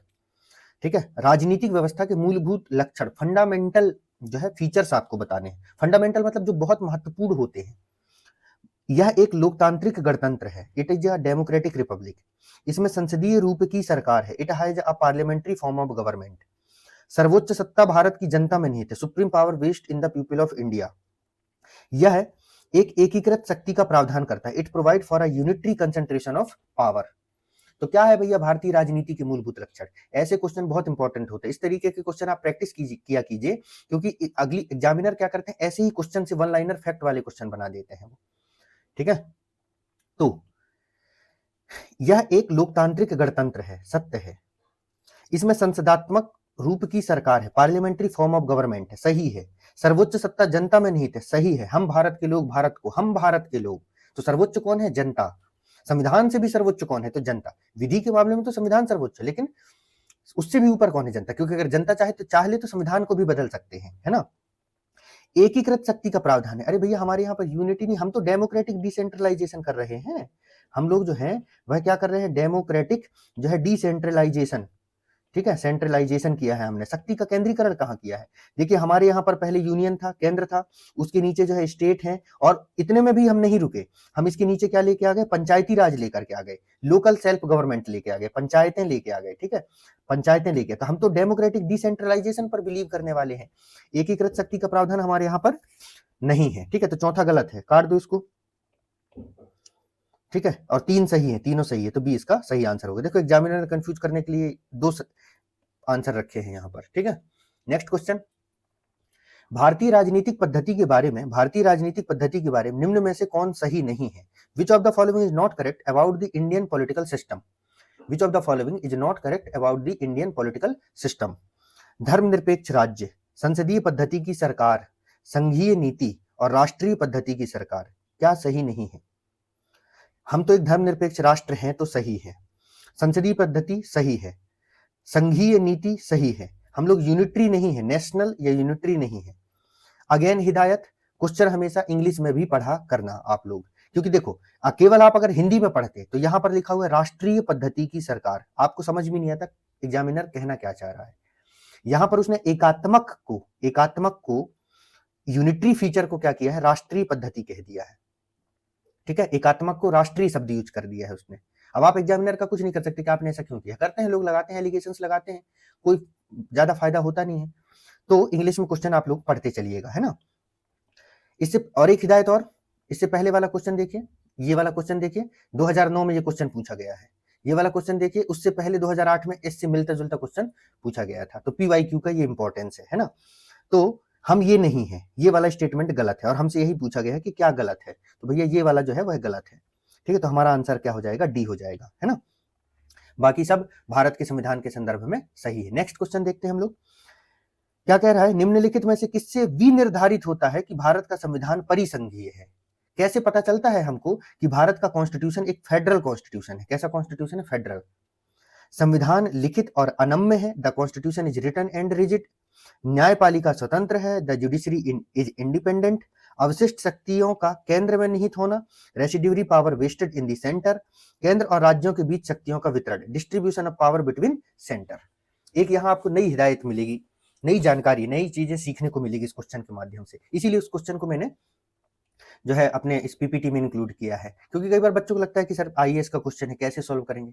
भैया वो IAS का क्वेश्चन है, लेकिन कुछ सिखाने के लिए है। हमें जहां से सीखने को मिलेगा, चाहे वह UPSC से मिले, उत्तर प्रदेश PCS से मिले, MP से मिले, राजस्थान से मिले, छत्तीसगढ़ से मिले, तमिलनाडु से मिले, जहां से मिलेगा हम सीखेंगे, क्योंकि हमारा उद्देश्य है सिलेक्शन पाना। ठीक है, और उसके लिए हम जो लगेगा हम वो करेंगे। हम लोग यूपीएससी के एग्जाम देते थे, पहले एनसीईआरटी पढ़ते थे, आपको पता है कि फिर एक ऐसा चला कि यार तमिलनाडु की एनसीईआरटी किताबें जो है, तमिलनाडु की जो वहाँ की तमिलनाडु बोर्ड की जो किताबें वो ज्यादा अच्छी हैं, उसमें ज्यादा अच्छे तरीके से हिस्ट्री वगैरह को एक्सप्लेन किया गया है, इंग्लिश में थी। हम लोग तो, मैं तो हिंदी मीडियम का छात्र रहा हूँ, दिल्ली में थे, कुछ सीनियर्स थे, कुछ और भी लोग थे, उन्होंने क्या किया, उनकी उस किताब की जो है हिंदी ट्रांसलेशन वर्जन भी मार्केट में आई, हमने वो लिया, इंग्लिश भी लिया, सब मिला जुला करके पढ़े। हमने ये नहीं कहा कि यार अब बताओ तमिलनाडु को पढ़ेंगे, भाई एग्जामिनर के परीक्षा है ये, परधन इच्छा, परीक्षा का नाम क्या है, परधन इच्छा, दूसरे की इच्छा पर हमको चलना है, हमारी इच्छा यहाँ लागू नहीं होगी। तो देखो, संविधान लिखित है, ये बात तो आधा सही है, परिसंघीय व्यवस्था के लिए संविधान लिखित है, ये बात आधी सही है, लेकिन जहां संघीय व्यवस्था होती है वहां पर कॉन्स्टिट्यूशन जो है अनम्य, the constitution is written and rigid, ठीक है, अनम्य है, ये सही है, आधा सही है ये, ठीक है, नम्य और अनम्य दोनों हो सकता है। न्यायपालिका स्वतंत्र, द जुडिशरी इज इंडिपेंडेंट, ये भी सही है ना। अवशिष्ट शक्तियों का केंद्र में निहित होना, ये गलत है, यहां पर एग्जामिनर ने इसको उलट दिया है, अवशिष्ट शक्तियों का राज्यों में निहित होता, अगर ये कहता तो ये सही हो जाता, लेकिन ये स्टेटमेंट सरासर गलत है संघात्मक व्यवस्था के बारे में। केंद्र और राज्यों के बीच शक्तियों का वितरण, ये भी सही है। देखो 3 स्टेटमेंट सही है यहाँ पर, ये पूरा सही नहीं है क्योंकि रिजिड और फ्लेक्सिबल दोनों हो सकता है, भारत में है, भारत एक संघात्मक देश है, लेकिन वहां पर रिजिड और फ्लेक्सिबल दोनों है कॉन्स्टिट्यूशन। अमेरिका में ऐसा है, ये अमेरिका का है, अमेरिका एक संघात्मक देश है जहां पर कॉन्स्टिट्यूशन रिटर्न भी है और रिजिड भी है, अमेरिका के संविधान में चेंजेस करना आसान नहीं होता है। 3 तो चीजें सही है, लेकिन यूपीएससी में और कई बार स्टेट पीसीएस के एग्जाम में हमें एकदम एग्जैक्ट सही तक नहीं जाना है, हमें मोस्ट एप्रोप्रिएट आंसर में जाना है। किस में जाना है, मोस्ट एप्रोप्रिएट, इनमें से क्या ज्यादा सही है। कई बार आपके जीवन में ऐसी परिस्थितियां आती है कि आपके पास ऑप्शन, जैसे आप कुछ खरीदने गए, यार ये भी सही है, ये भी सही है, ये भी सही है, आप कौन सा लेंगे, तीनों एक साथ ले लोगे, आपका बजट उतना आपको अलाउड नहीं करता, तो आप देखोगे कि आपका काम ज्यादा सॉल्व कौन करेगा, ज्यादा मोस्ट एप्रोप्रिएट क्या होगा आपके लिए, तो वो ऑप्शन है डी। कौन सा ऑप्शन है यहाँ पर, डी, क्योंकि संघात्मक व्यवस्था की पहली परिभाषा ही ये है कि जहां पर केंद्र और राज्यों के बीच में शक्तियों का बंटवारा हो, बिना बंटवारे के आपके पास लिखित संविधान है, रिजिड कॉन्स्टिट्यूशन है, कोई मतलब का नहीं है, स्वतंत्र न्यायपालिका है, कोई मतलब का नहीं, जब शक्ति का बंटवारा ही नहीं, जो बेसिक फीचर ही नहीं है। ठंडी का कपड़ा खरीदने आप गए और अगर वो ठंडी का कपड़ा थर्मल नहीं है, मतलब गर्माएगा नहीं, तो फिर वो उसको फिर ठंडी का कपड़ा नहीं कहेंगे, एक सामान्य कपड़ा है, ये कपड़ा ठंडी के लिए है, ठंडी का कपड़ा है ना, विंटर वेयर है। इसकी पहली पहचान क्या है कि वो कपड़ा पहनने के बाद आपको गर्म महसूस होगा, मतलब गर्मी कपड़ा नहीं देगा, बस वो आपको हीट को क्या करेगा, बाहर मतलब इन्वायरमेंट के साथ जो है आपकी बॉडी का जो हीट का जो सर्कुलेशन है ना, कन्वेक्शन जो होता है उसको रोक देगा वो, ठीक है, तो हीट ट्रैप हो जाएगा। अगर ऐसा नहीं है तो फिर वो कपड़ा कोई काम का नहीं है, गर्मी में पहनने का काम आएगा, ठीक, फेंकना नहीं भाई, है ना, नहीं तो पता चले सर ने बोला है कि ठंडी वाला गर्माता नहीं है, कपड़ा कोई काम का नहीं, तो चलो फेंक दे। स्टेटमेंट असर्शन रीजनिंग, भारतीय संविधान अर्ध संघात्मक है, the constitution of India is quasi federal, क्योंकि भारतीय संविधान ना तो संघात्मक है और ना ही एकात्मक। Reason, the constitution of India is neither federal nor unitary, ठीक है। क्या है इसका सही आंसर भैया, असर्शन रीजनिंग का है, ऑप्शन आप लोग पढ़िए, है ना। तो क्या कह रहा है कि यहां पर जो है the constitution of India is quasi federal, ये बात तो सही है भाई, कथन तो हमारा सही है, चलो कथन हमारा सही है, ठीक है। दूसरा बात पढ़ते हैं, कारण क्या कह रहा है, भारतीय संविधान ना तो संघात्मक है ना ही एकात्मक है, भारतीय संविधान अर्ध संघात्मक है, क्योंकि भारतीय संविधान ना तो संघात्मक है ना ही एकात्मक, सही बैठ रहा है मामला, क्योंकि अर्ध संघी का मतलब ही यही है कि हम आधे संघात्मक है और आधे एकात्मक है, तो इसका आंसर हो जाएगा ए। क्या हो जाएगा, ए। इसको ऐसे भी पढ़ सकते हो, भारतीय संविधान ना तो संघात्मक है और ना ही एकात्मक है, इसीलिए भारतीय संविधान अर्ध संघात्मक है। ये जो स्टेट कथन कारण बनाए गए है ना, ये अभी मैं वही बताया था ना, केसी वियर, ठीक है, केसी वियर महोदय के स्टेटमेंट, ये उनका स्टेटमेंट है। उन्होंने कहा कि भारत का संविधान जो है वह क्वासी फेडरल है, कैसा है, अर्ध संघात्मक है। तो जो पूछा गया क्यों ऐसा कह रहे हो भाई, तो उन्होंने कहा कि देखो ये ना तो संघात्मक है ना तो एकात्मक है, ना तो पूरी तरीके से हम संघात्मक है ना तो पूरी तरीके से हम एकात्मक है, ये उसका स्टेटमेंट है। तो इस हिसाब से सही है। और पढ़ने का तरीका भी देखो, मैंने कहा एक बार क्योंकि लगा के पढ़ लो या तो फिर इसलिए लगा के पढ़ लो, है ना। नेक्स्ट क्वेश्चन क्या कहता है, भारत की संसदीय शासन प्रणाली एवं ब्रिटेन की संसदीय शासन प्रणाली में अंतर का बिंदु क्या है। सामूहिक उत्तरदायित्व, क्वेश्चन का नेचर सेम है, क्वेश्चन की प्रकृति सेम है, केवल ऑप्शन बदले गए हैं यहाँ पर एग्जामिनर के द्वारा। ठीक है, संसदीय क्वेश्चन पूछा संसदीय प्रणाली पर ही है और कंपैरिजन में पूछा है ब्रिटेन के और भारत के, लेकिन उसने ऑप्शन थोड़ा चेंज कर दिया क्योंकि इससे ऐसी सिमिलर क्वेश्चन उसने पहले पूछ चुका है, उसमें ऑप्शंस कुछ और थे, यहाँ ऑप्शंस कुछ और है। संसदीय उत्तरदायित्व, कलेक्टिव रिस्पॉन्सिबिलिटी दोनों जगह है, सही है, ये मिलता है, डिफरेंट नहीं है। जुडिशियल रिव्यू, द्विसदनात्मक व्यवस्थापिका, वास्तविक एवं नाम मात्र की कार्यपालिका, ऑप्शन ऊपर नीचे कर दिया है एग्जामिनर ने, तो सही आंसर क्या है, बी, न्यायिक समीक्षा, है ना। नेक्स्ट क्वेश्चन देखते हैं हम लोग, निम्नलिखित में से कौन सा एक पंचशील का सिद्धांत नहीं है, ये क्वेश्चन था, चलो इसको रख दिया गया है। एक्चुअली पंचशील के संबंध में ये नेहरू जी का एक सिद्धांत था जो नेहरू जी ने उस समय भारत चीन संबंध को लेकर के दिया था, पंचशील, पंचशील डॉक्ट्रिन कहते हैं इसे, पंचशील डॉक्ट्रिन है ना, पंचशील डॉक्ट्रिन, ठीक, पंचशील का सिद्धांत। तो गुट निरपेक्षता, शांतिपूर्ण सह अस्तित्व, एक दूसरे की भूभागी अखंडता और प्रभुता का पारस्परिक सम्मान, mutual respect for each other, territorial integrity, और एक दूसरे के आंतरिक मामलों में पारस्परिक हस्तक्षेप, mutual non interference in each other internal affairs. तो इसका सही आंसर ही मैं आपको बता देता हूं, याद रखना कभी इस तरीके का आ जाए तो, गुट निरपेक्षता, इसका सही आंसर है नॉन अलाइनमेंट। पंचशील में 5 सिद्धांत थे, कितने सिद्धांत थे, 5 सिद्धांत, उसमें से 3 यहां पर दिए हुए हैं, क्या 3 यहां पर दिए हुए हैं, peaceful coexistence, mutual respect for territorial integrity and sovereignty, mutual non interference, मतलब एक दूसरे के मामले में हस्तक्षेप नहीं करेंगे, और एक और है नॉन एग्रेशन, नॉन एग्रेशन मतलब एक दूसरे पर जो है अनाक्रमण, अनाक्रमण मतलब एक दूसरे पर जो है अनाक्रमण, है ना, अनाक्रमण है, एक दूसरे पर हम युद्ध हमला भी नहीं करेंगे, है ना, हमला नहीं किया जाएगा, एक दूसरे पर जो है हमला नहीं किया जाएगा, ये ठीक है। और इसके साथ जो है वो क्या करेंगे, एक दूसरे के जो विकास में सहयोग करेंगे, किसमें सहयोग करेंगे, विकास में, ठीक है, समानता और विकास में एक दूसरे को सहयोग करेंगे। ये पंचशील के 5 सिद्धांत थे, नेहरू जी ने दिया था ताकि भारत चीन युद्ध ना हो, लेकिन चीन तो चीन है ना, शुरू से ही उसके अंदर जो है जिसके लिए एक शब्द यूज किया जाता है ना, बहुरूपिया, या हिंदी में एक शब्द है ना कि थोड़ा दोगलापना जिसको कहते हैं ना, दोगलापन, है ना, तो चीन रहा ही है प्रारंभ से ही, है ना, ठीक है।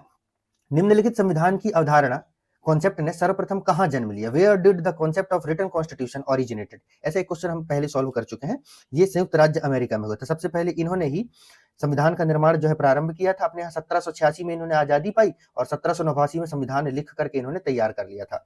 ब्रिटेन में तो संविधान था, लेकिन ब्रिटेन में तो अभी भी अलिखित संविधान ही है, ठीक है, तो 1789।